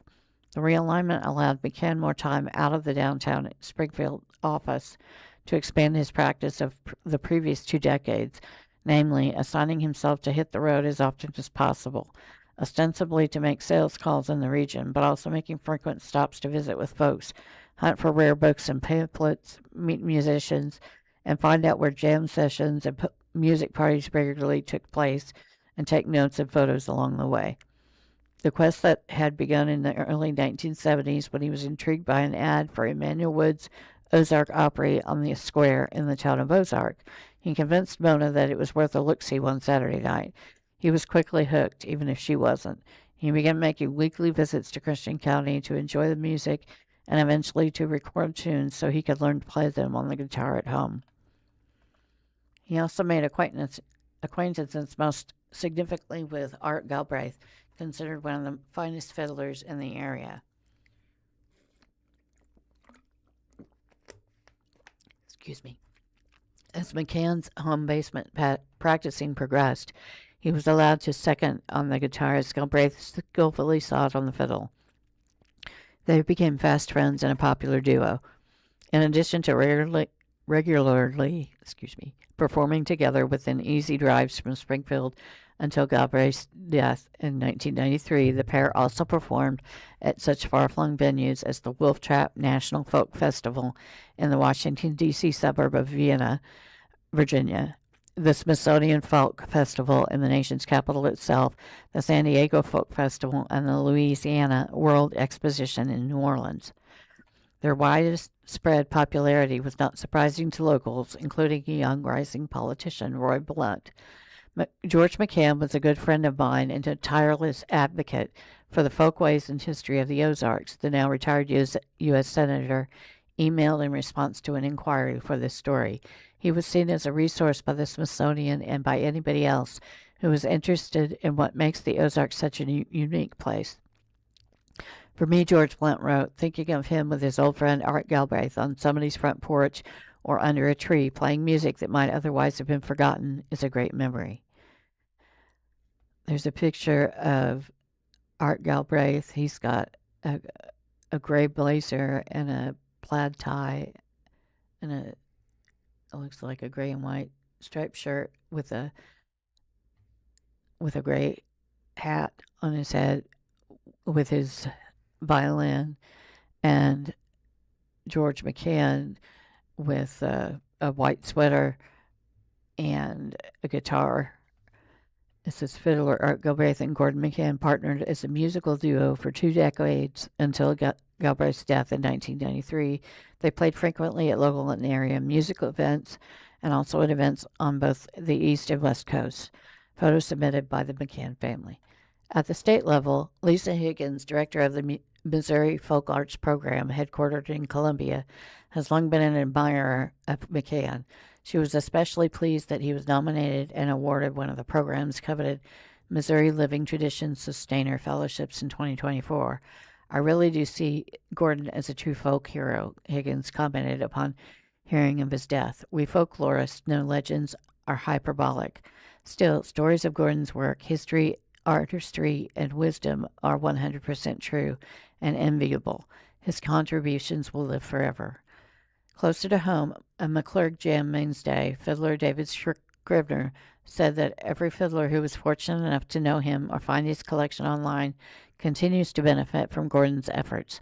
Scrivener praises McCann's ability to recognize something truly special and fragile in what the rest of us often see as mundane. Gordon valued and documented ordinary music parties in people's homes, in the backwoods, or even on a quick lunch break when he happened to be traveling for work. He knew those times were fleeting, and he desired to share them. He went out of his way to find opportunities to involve newcomers to our tradition, and his enthusiasm was always apparent. Now that I am becoming one of the old guys of the tradition, I only hope that I can maintain a similar value for the fragile and precious moments, and that I can make others feel as special as he made me feel. Mike Smith, veteran musical host on public radio, KSMU, and longtime McCann friend, notes that at the turn of the century, McCann produced 3 albums of traditional fiddle music for Rounder Records, preserving a total of more than 100 tunes. Those albums have become like audio Bibles for a lot of fiddlers, Smith notes. Furthermore, Gordon had such a love for this area, and he wanted to share that love and show people why they too should have love for the Ozarks. Plus, Smith adds, Mona McCann made the best custard pie I've ever eaten in my life. It's not only musicians who appreciate McCann's contributions. Writers such as Curtis Copeland, who leads the Society of Ozarkian Hillcrofters enthusiast group, says Gordon is a hero to me. He had the most complete and expansive personal library of Ozarks books I have ever seen, rivaling many public libraries. My fondest memories of Gordon were the road trips to far-off places, way back in the hills, that were made all the more special because the old fellow riding shotgun knew the history behind every little burg, crossroads, and landmark we passed, or poring over old maps and quizzing each other about who and what we knew of our great mistress, the Ozarks. McCann's recordings and personal library also are noted by MSU Emeritus English Professor Chris Sutliff. We all owe Gordon for donating his music collection and most of his books and folk life materials to Meyer Library, where they will be preserved and made accessible for future generations. Brooks Blevins, professor of Ozark Studies at MSU, is grateful for McCann's determined preservation efforts, especially with its delayed start. It's incredible to think that Gordon spent the first 40 years of his life with basically no interest in or knowledge of Ozarks music, culture, and history. He more than made up for it in the last 55. Gordon's collection of Ozarkiana audio recordings, books, maps, etc., was incomprehensibly impressive and valuable. But what was even more amazing, Blevins says, was that it couldn't hold a candle to the knowledge he carried around in that quick mind of his. Those of us in the Ozarks businesses are forever indebted to George McCann. The list of formal public acknowledgments of McCann's accomplishments and contributions, in addition to the aforementioned fellowship from the Missouri Folk Arts Program, includes awards from the National Endowment for the Arts, the Missouri Arts Council, the Missouri Folklore Society, the National Geographic Society, the Smithsonian Institution, and an honorary doctorate from Missouri State University bestowed in 2010. Funeral service will be held at 11 a.m. Saturday, July 25th, preceded by an informal visitation starting at 10 a.m. at All Saints Anglican Church, 2751 East Galloway Street in Springfield. Burial will follow at Maple Park Cemetery, 300 West Grand Street, under direction of Gorman Sharp Funeral Home. The family will announce a future public gathering to celebrate McCann's life with music and stories from his friends. Missouri contributions are suggested to the Bethel Youth Fiddle Camp, 127 Main Street, Bethel, Missouri, 63434, or to other programs supporting young musicians. Mike O'Brien is a longtime newspaper reporter, editor, and columnist who had a long career at the Springfield News Leader. He also is a college journalism educator in Springfield and is a regular contributor for the Daily Citizen. Email him at o'briencolumn@sbcglobal.net. 417 Magazine Lifestyle, the man behind the Ozarks' most coveted mid-century homes. For 6 decades, Don Bedford Russell was the name behind some of the Ozarks' most distinguished and mid-century homes, pairing unmistakable craftsmanship with a dash of European flair from the 1930s through the 1990s. Heather Kohler, July 2026. Pictured is one of the homes. The interior is a living area. There is a brick fireplace on the right with a moose head hanging from it, and then lights around the antlers. There are some leveled pots, wooden and basketed pots of plants on the shelf of the fireplace. It is wooden flooring with a large area rug and mid-century modern sofa, chairs, and end table, along with a buffet across the one wall, although the walls are all tall plate glass windows, and then there is a deck surrounding outside of the area, and then there are plants throughout the room brightening it up. Don Russell homes are more than just the work of one creative dreamer. They have become a timestamp among the neighborhoods and rolling hills of the Ozarks. Russell was born in 1911 in Ozark and graduated from Ozark High School in 1929 before going to college to study architecture and art. He started at Washington University, then went to Southwest Missouri State University, then to the University of Arkansas at Fayetteville, then to the University of Kansas. I should have a degree, but I didn't get one for matriculating, Russell told Springfield Magazine in an interview at age 79 right before his death. Russell was always studying art and architecture outside the classroom. It was during his early travels to France that Russell's interest in French architecture really peaked. He was very influenced by Europe, says historian and realtor Richard Crabtree. He loved the French Normandy look and developed great supply contacts in France. By 1938, Russell had built 12 houses and continued to remain a bachelor living in the Ozarks, focused on his craft and dreaming up new designs. It was his 13th home that would eventually gain Russell attention and would be covered by local newspapers. It was the year 1938, and what was known as the Weaver House sat in Ozarks as one of the oldest homes in the area, with its lumber dated back to Civil War days. Russell, along with his mother Lucy, decided to buy and restore the home so they could live there together.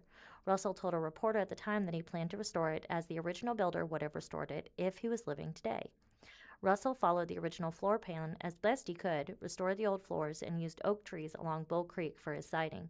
He salvaged old columns for the entrance of the home from the old Opera House in Ozark and used brass-plated handles from an old sedan for the double front doors. He incorporated black marble from the Bank of Clinton building for the living room fireplace and used light fixtures from an old arcade. On the weekends, as many as 40 to 50 people drive out to see this grand European house that Don was constructing, Crabtree says. Many locals noted how the new house did not look new at all, but like it had been there for 100 years. By late May or early June of 1933, Russell threw a costume party to celebrate the completion. A who's who of Springfield friends and future clients were there for the costume ball, Crabtree says. Don loved to entertain and always seemed to be surrounded by the in crowd of the area, mainly Springfield. After serving in World War II, Russell returned to the area and picked up right where he left off, restoring and building custom homes that used repurposed materials in his organic style. Russell would go on to build homes in Springfield and Fritz Lane, Phelps Grove, Jones Spring, Lone Pine, Brentwood, and more. One well-known home is the African Queen on Lone Pine Avenue that still sits today, though it looks very different than it used to look. It is important to note that some of Russell's homes have been very preserved and others have been altered a lot to fit the needs of the current homeowner, Crabtree says. Even after his death, Russell's reputation remains intact among local homeowners, architects, builders, designers, and realtors. Not only did Russell have a reputation for building quality, he was known for his unique sourcing from overseas. Russell loved interesting details, hidden nooks, European low ceilings, local stone, curved lines, and creating a harmonious relationship between structure and surroundings. Nobody else was building the way Don Russell did, Crabtree says. In a 1990 interview, Russell mentioned he had completed 200 home projects, but he quit counting after that. Embracing the quirks. One couple spends their next chapter among the treetops in a well-preserved Don Russell home. Missy and Benjamin Joplin are now the third owners of the Don Russell home built overlooking the trees at Cave Creek in East Springfield. The home sits today with many of the original features built by Russell, including the original front door with an actual bell that works as a doorbell, the kitchen, a built-in captain's bar recovered from an old ship, wood beams, and tons of other original details. In 1968, the home was built for the Dillard family by Don Russell. He acted as both the architect and builder of the home. Every inch of the house has a purpose, Benjamin says. It was so thought through.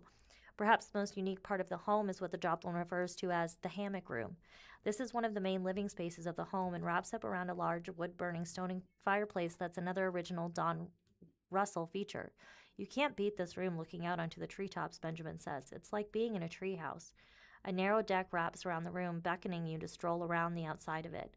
The Joplins purchased the home once their 3 daughters were older. Their youngest lived in the home during high school, ready to embrace empty nesting and a unique home with lots of personality. I've never been a fan of the builder-grade, all-gray homes, Missy says. There's nothing builder-grade about this home. Missy is from the Ozarks and always knew about Don Russell homes, never believing she would live in one someday. After the Dillard family, the Hancocks purchased the home and worked diligently to maintain it while upgrading some aspects to suit their lifestyles. They owned and lived in the home for about 10 years before selling the home and property to the Joplins. Large planked hardwood floors were added, along with new stone countertops and other details. When the Hancocks took us around the property, you could tell they loved this place so much, Missy says. It made us love it, too. The Hancocks continued in Don Russell fashion to use salvaged materials inside the home, like 2 large sconces they saved from outside the Gold Lion restaurant that now hang at the entrance of the home along unique partitions salvaged from the old Riverside Inn restaurant in Ozark. I really think the Hancocks did a good job of updating but also preserving the original feel of the home, Benjamin says. Missy loves imagining the Dillards' young sons running around the 5-acre property the home sits on. The home was really designed to be enjoyed, and today it still feels like an escape with so much history to discover. It's old, dusty, it's unique, and has so much character, Benjamin says. New things just feel weird, Missy says. Missy's favorite detail of the home is the built-in bar that was salvaged from her ship's captain's quarters. I think its history is so cool, Missy says. It's just so quirky. Benjamin loved the beautiful solid doors and their interesting hinges. Each hinge is unique and tells a story, he says. This home is a beautiful example of preservation and families adapting to the home, not the other way around. The Joplins entertain, cook, and celebrate holidays in their home as if it was 1968, and have continued to preserve the legacy of Don Russell by preserving the home's integrity, just like the families before them. Pictured is interior designer Nathan Taylor, who has worked on numerous Don Russell homes. He is a middle-aged man. He is sort of average build, lean. He's wearing a pale gray plaid shirt, button-down shirt with a black vest, outdoor vest that is unzipped, and he is wearing glasses with short hair and a scruffy white beard. and standing amongst a whole bunch of blueprints in front of him while the one is unrolled in his hands. A passion for design. Nathan Taylor, interior designer and owner of Obelisk Home, has had his hands on reimagining and preserving Don Russell homes and is passionate about keeping Russell's legacy alive in the Ozarks. It was the year 2000. Nathan Taylor had just moved to Springfield and purchased his first home, a Don Russell design on Lawrence Street.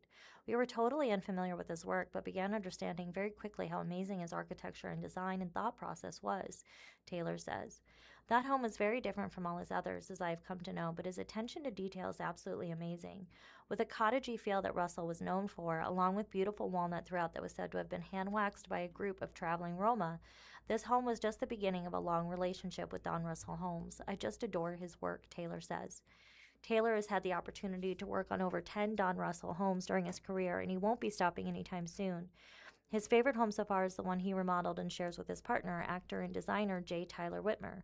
It was details like the mosaic floors, interesting nooks, the mid-century front door, wood walls, a Greek key design around the fireplace, and unique hardware that the couple fell in love with at the Don Russell home on Fritz Lane. He just had the eye and attention to detail that everyone loved. Recently, Taylor and Whitmer worked on the project in Jones Mill they call the Macaroni House. We call it that because it has an interesting curve to the backside of the home, Taylor says. This was a complete gut and remodel. This home was another well-known Don Russell home with an ode to natural materials. Taylor says he loved working with natural materials from the local environment. The original telephone pole ceiling structure was preserved, along with the original fireplace in the main living room, and the board and batten on the home's exterior. Original stained glass was moved to the lower level wine cellar, and the terracotta tile and stone were left in the wine cellar. We did climatize that space so it would be an official wine cellar, Taylor says. Taylor's focus is clear when working with Don Russell Homes. It's absolutely imperative to try to keep as much of the original details as possible, Taylor says. If we do change them to modernize the home, we try to put back the same elements and keep consistent with the style. Another favorite Don Russell home of Taylor's was the Cliff House, an incredible home with views of the Finley River.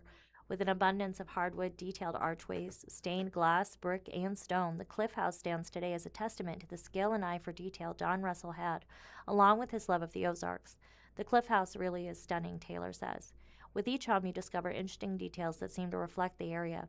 Every Don Russell home is unique, and every home has natural elements incorporated into them, Taylor says. Whether it's natural wood walls, interesting stone on the floor, interesting architectural details, shapes that are not ordinary, and always using the property to dictate the layout. Pictured is the Macaroni House with its curving exterior. The living room and wine cellar featured classic Don Russell elements. You can see the first floor down on the bottom with a lot of stone in the walls and along the entryway, and then there is a second level with a lot of natural elements on the inside, and it's all plate glass with a large framed roof that has large logs for holding up the architecture, along with wooden planks. A new beginning. A newly engaged couple is embarking on a renovation of a lifetime as they make plans to make a one-of-a-kind Don Russell their home. It wasn't until attorney Brian Fisher closed on this truly original Don Russell home that he brought his boyfriend at the time, interior designer and artist Colby Kern, to see the home he just purchased. I hadn't even seen the house, Kern says. He invited me to come see it, and when I walked in, he had candles everywhere and proposed. I got a house and a spouse. This is just the beginning for the creative couple who have big plans for their new Don Russell home. The home was built in 1941 for the Fritz family who lived in Springfield but wanted a country home to escape to. It was one of Don Russell's earliest homes, and today it sits untouched from its original form. There was a fire at some point and the home was rebuilt, Kern says. The couple is working with Obelisk Home to reimagine the home and start a primary suite addition. We are going to do it all in phases, Kern says, but I'd move in now if I could. It was the size and location of the lot, along with its grand exterior, that made Fisher fall in love with the home at first. We both really liked the painted stone exterior, Fisher says. Unique details like an original fountain on the exterior, large beams inside, cubbies, built-ins, and a circle window all stand out as Russell details you don't see often. The couple also plans to keep some of the unique level changes throughout the home. I'm all about sightlines, Kern says. I love looking through the home how I believe Don intended it to be. Entertaining is a big deal to this social couple, and their plans include lots of gatherings. One phase Kern is especially excited about is the addition of a pool and reimagining the current primary bedroom as a lounge with a bar and the original built-in nook that remains. The couple jokes that their vision for the home is an updated artsy version of the cottage in the movie The Holiday, starring Kate Winslet and Cameron Diaz. We want to embrace quirkiness, Kern says. It will have color, patterns, and wallpaper. The couple also plans on embracing different woods inside the home, leaning into Russell's earthy and rustic aesthetic. With plans on salvaging as much of the home as possible, they hope to make Russell proud. Our goal is that if Don came back to see the house, he would appreciate how we brought it into modern times, Kern says. I'm glad it fell into our hands. Curated by character. A bold vision, layered history, and fearless creativity come together in this artful Don Russell home. It was builder Jim Hawkins who partnered with Don Russell in 1968 to build the house that Vincent family now calls home. Before the Vincents procured this unique property in Wildwood, it had only a few owners, the most notable being Bert and Evelyn Putman, the founders of Highland Dairy. The home went through a remodel in the early 2000s by the next homeowner, David Colvin, before the Vincents purchased the home. I've really tried to honor Mrs. Putman, Angela Vincent says. I feel a lot of her energy in the house, so I've kept her draperies from New York City and reworked some of the interesting chandeliers into other areas of the home. Many original features of the home remain to this day, highlighting its sprawling architecture. A turret, a tower-like structure often found in Victorian or Queen Anne-style homes, is one feature that stands out, creating what the Vincent family calls the round room inside. This space is a great example of Russell's love for creating spaces with panoramic views that embrace nature. When we purchased the home, we were looking in this location, Angela says. I've always wanted to live in a Don Russell, but I was also enchanted by this area. The exterior was another one-of-a-kind element that you'd only find in a Don Russell home, a piece of a real castle with ivy clinging to the stone. They bought a whole side of a castle, Angela says. It still has the holes from the cannon in it. Angela has an affinity for eclectic design and deep admiration for collecting fine art, finding a kindred spirit in designer and architect Russell. I think Don Russell would have wanted me to make this home our own, Angela says. A lot of the things that have been done to the house were based on what art was going to go there. Angela's style is truly her own, and her art collection, along with unique furniture pieces, are sprinkled throughout the rooms, paying tribute to the artist who created them and the origins from which they were created. I just love art, she says. I love things that tell a story. Inside, real wood beams are on display, along with Carthage stone, and a large fireplace that sits in the home center. The fusion of distinctive home details with the Vincents' eclectic collection of furnishings and art seems to all fit together perfectly, imperfectly. Don did what he was feeling, Angela says. He worked with what he wanted to pay tribute to at the time. You can still find Angela working to personalize her home to suit her family, carefully choosing wallpaper, rugs, and art to inspire everyday life. Today, the home continues to pay homage to the creative souls that have inspired the Vincents throughout the years, with Angela being the driving force behind its evolution and legacy. The exterior of the restored Weaver house is the next picture. It's a black and white photo and kind of a basic framed house with 2 levels, but the windows are arched outward with a curving structure and a very fancy columned door frame, not standing out from the door, but just along the wall, with the owner standing out front with their dog. And that's it. Today in history, in 1788, the U.S. Constitution was ratified. June 21st, 1788, New Hampshire becomes the 9th and last necessary state to ratify the Constitution of the United States, thereby making the document the law of the land. By 1786, defects in the post-Revolutionary War Articles of Confederation were apparent, such as the lack of central authority over foreign and domestic commerce. Congress endorsed a plan to draft a new constitution, and on May 25, 1787, the Constitutional Convention convened at Independence Hall in Philadelphia. On September 17, 1787, after 3 months of debate moderated by Convention President George Washington, the new U.S. Constitution, which created a strong federal government with an intricate system of checks and balances, was signed by 38 of the 41 delegates present at the conclusion of the convention. As dictated by Article 7, the document would not become binding until it was ratified by 9 of the 13 states. Beginning on December 7th, 5 states, Delaware, Pennsylvania, New Jersey, Georgia, and Connecticut, ratified it in quick succession. However, other states, especially Massachusetts, opposed the document, as it failed to reserve undelegated powers to the states and lacked constitutional protection of basic political rights, such as freedom of speech, religion, and the press. In February 1788, a compromise was reached under which Massachusetts and other states would agree to ratify the document with the assurance that amendments would immediately be proposed. The Constitution was thus narrowly ratified in Massachusetts, followed by Maryland and South Carolina. On June 21st, 1788, New Hampshire became the ninth state to ratify the document, and it was subsequently agreed that government under the U.S. Constitution would begin on March 4th, 1789. In June, Virginia ratified the Constitution, followed by New York in July. On September 25th, 1789, the first Congress of the United States adopted 12 amendments to the U.S. Constitution, the Bill of Rights, and sent them to the states for ratification. 10 of those amendments were ratified in 1791. In November 1789, North Carolina became the 12th state to ratify the U.S. Constitution. Rhode Island, which opposed federal control of currency and was critical of compromise on the issue of slavery, resisted ratifying the Constitution until the U.S. government threatened to sever commercial relations with the state. On May 29, 1790, Rhode Island voted by 2 votes to ratify the document, and the last of the original 13 colonies joined the United States. Today, the U.S. Constitution is the oldest written constitution in operation in the world. Springfield Business Journal. Springfield Sports Commission leader exits. Pictured is Lance Kettering, who is out of the Sports Commission after 16 years as executive director. He is sitting at a table with a large microphone in front of him and a Dasani water bottle. He has a little bit longer but still short-cut hair, and he is wearing a blue long-sleeve T-shirt with a zip neck. By Jeff Pickle.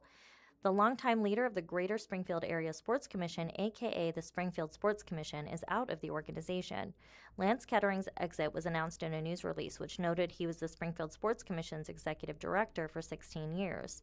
Stan Adams, director of sports business development for the Springfield Sports Commission, has been named interim executive director, effective immediately, according to the July 17th release.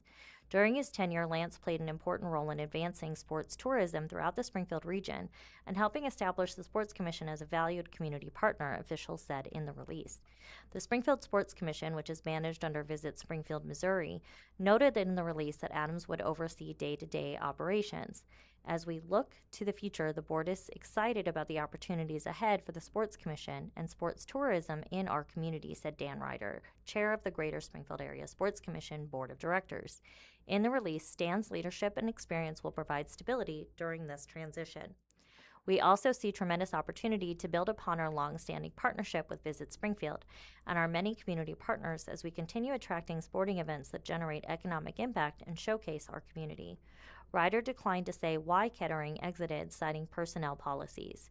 Kettering's last day was July 14th, Ryder said.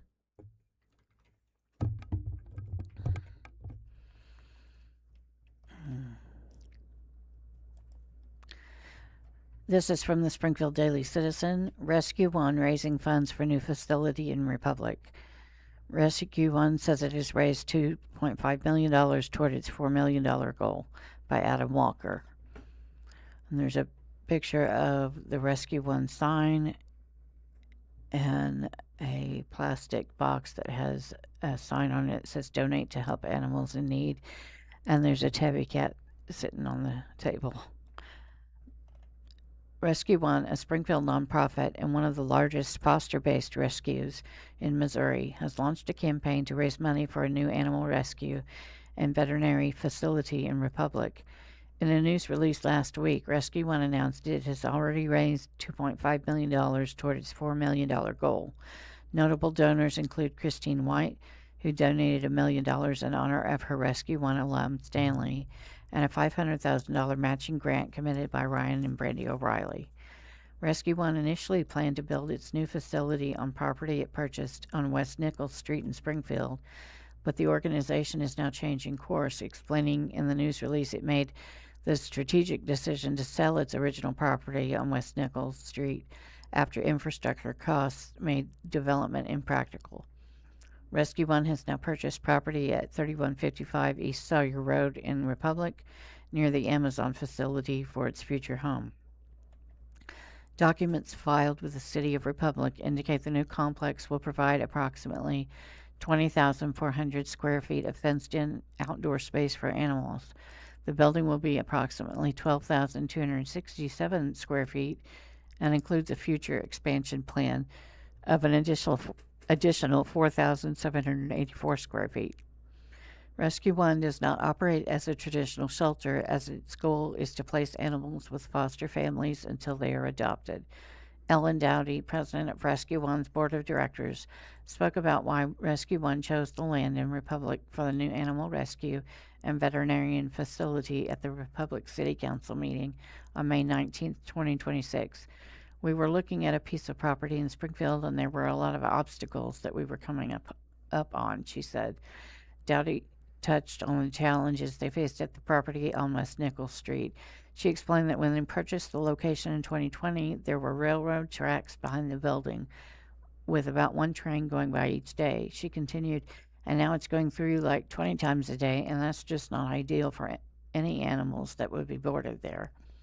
Rescue One facility plans. A full list of features for the new facility can be found on Rescue One's website. Some of the highlights include emergency boarding rooms with indoor and outdoor access, a new state-of-the-art veterinarian clinic, 2 outdoor play yards, 6 dog dorms, 3 cat rooms, a warehouse to store supplies and donated items, an expanded food pantry for pet owners in need.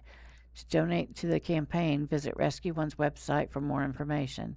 Reaching more than halfway to our goal before launching publicly is an incredible accomplishment, and we're deeply grateful to the individuals, families, businesses, and foundations who believed in this vision from the very beginning, Dowdy said in the release. Now we're inviting our entire community to help us cross the finish line. Whether someone gives $25 or $25,000, every gift becomes part of a legacy that will save lives for decades to come. Since 2014, Rescue One has rescued more than 17,000 animals, providing emergency rescue, veterinary care, foster homes, adoption services, low-cost community programs, and other life-saving resources for pets, the release says. Adam Walker is an intern at the Springfield Daily Citizen. He is a senior at Missouri State University studying journalism. In his free time, he enjoys watching sports and hanging out with friends. 417 Magazine.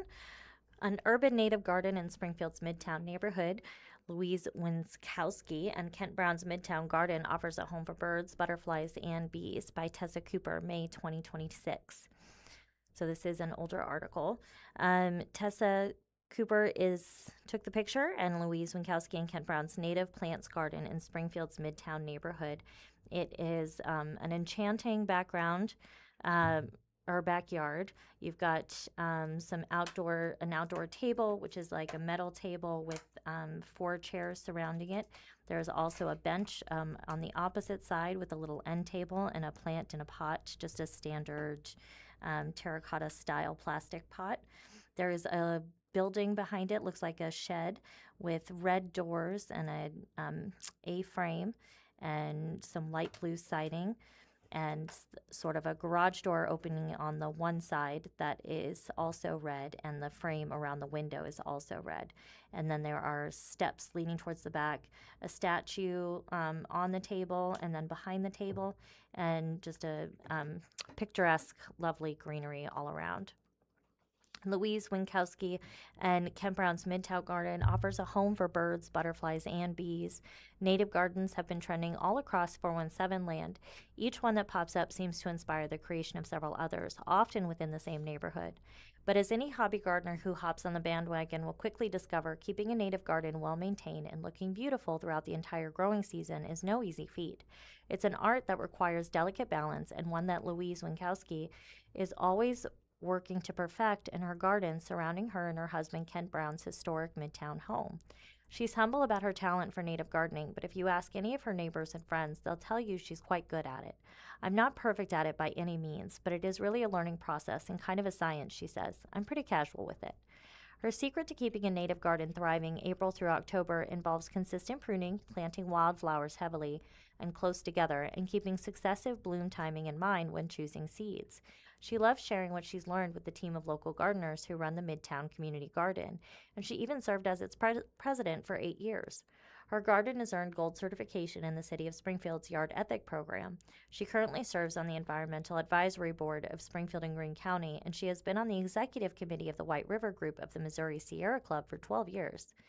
Winkowski also balances out the wild look for native plants with a few ornamentals. For example, she recently planted a lavender garden on the edge of her native plant garden to add a bit of structure.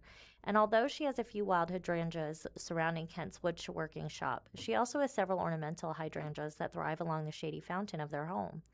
Kent is a retired woodworker, and his talents have also contributed to the garden's stunning appeal. A picturesque playhouse sits in the back of their yard, which is originally a lumber rack that Kent spruced up with accents like siding and a tin roof. Their son, now grown, spent many of afternoons playing in it, and it still serves a purpose as a garden shed. Kent also handmade the flat sawn porch balusters to back addition. If you gaze from just the right angle with the wildflowers in frame, it looks like a little corner in a Swiss village. The artistic couple also has artistic friends, and you'll see signs of their handiwork throughout. Each year, Louise adds a new stepping stone to her side garden yard that she makes alongside her friend, Janine Moser, who is a former art teacher. Their friend and neighbor, Tom Ellers, made the statue of Kuan Yin, a Buddhist deity that is a major centerpiece in their backyard. I've just always thought she is so peaceful looking and content, Louise says. My garden is a place that is very serene and quiet. I look at her and I hope to be inspired of that. Pictured is Louise and Brent. They are wearing casual clothing. Louise is in a light blue and Brent is in a dark blue polo. They're pictured outside of their home with long, tall windows in the background and light blue siding, and then some tall flowering plants in the foreground, native plants. And that's it. This is from the Springfield Daily Citizen. Record year reported for donations, gifts to MSU. University's retiring vice president for advancement knows importance of another similar year by Joe Hadsel. There's a picture of Brent Dunn on the left, executive director. It's okay. Of the Missouri State Foundation, and accounting graduate student Isaac Moon unveiled the new Pendleton Family School of Accountancy. Photo by Joe Hadsel. Missouri State University recently completed an outstanding year for receiving donations and gifts. The university's longtime chief fundraising officer, who has one more year on the job, knows how important it will be for a repeat performance. We start all over on July 1st, said Brent Dunn, vice president for advancement. That's all history, and now we have to start all over and do even more. News of a good year had been reported to the Board of Governors during June meetings. Once the university's fiscal year ended on June 30th, the university on July 9th reported that the foundation had received $49,286,346 in donations, including gifts, estate gifts, and pledges. The year's final numbers showed that the number of donors increased by more than 1,000. 20,735 donors gave more than $31 million in cash and in-kind gifts. Another about $14.27 million was given through deferred commitments. Overall, the foundation handled a total of 98,661 gifts and awarded more than $5 million in private scholarships to students. It marks the third time the university has received more than $30 million in cash contributions across a fiscal year. Last week, the university reported that for the first time ever, the foundation's endowment surpassed $140 million. Late last Thursday, after a foundation board meeting, Dunn said that the number has surpassed $150 million. The generosity was surprising throughout the year. In November, the foundation announced receiving $12.5 million in a short amount of time. Part of the reason for this success can be attributed to Missouri State joining Conference USA. The change has given the university more exposure and national broadcast opportunities. In November, the university announced 3 separate anonymous 7-figure donations for supporting the football team. While donations specifically for the football program had been recorded, Dunn said he was unable to contribute a dollar amount to the conference shift. The construction of the Clifton M. Smart University Advancement Center also helped bring in donations from alumni. The total amount of gifts for the center, including those received before the fiscal year started, is more than $10 million. Those gifts enabled key services and benefits for students, Dunn said, such as scholarships. Dunn began his final year in his position knowing the importance of a similar successful fundraising effort. The university in June set a budget for the current fiscal year that reflects reduced funding from the state. That trend is not specific to Missouri State. The role of private support for us and other institutions is going to be more highlighted, Dunn said. I've always said we have a good school that can operate without a foundation, or the need for more private support will only amplify in the future, and it's going to get more critical for the sake of the institution. Dunn announced his retirement from the position earlier this month. He said he planned to stay on for another entire fiscal year because of the importance of the position, he said. A nationwide search will be conducted for his replacement. Thank you for listening to the Blind Community Thrift Store radio reading service. Tune in every week, Monday through Friday, on the Blind Community Thrift Store's YouTube channel at 10 a.m. for more up-to-date news from the Springfield News Leader, Springfield Daily Citizen, Springfield Business Journal, and 417 Magazine. Listen after we are live on the Audio Reader Network at www.reader.ku.edu. The time is 12 p.m. All broadcasts are played over KSMU's subcarrier airwaves at 67 kilohertz on 91.1 from 3 p.m. to 5 p.m. Monday through Friday. Contact Audio Reader Network for information on receiving a pre-programmed radio.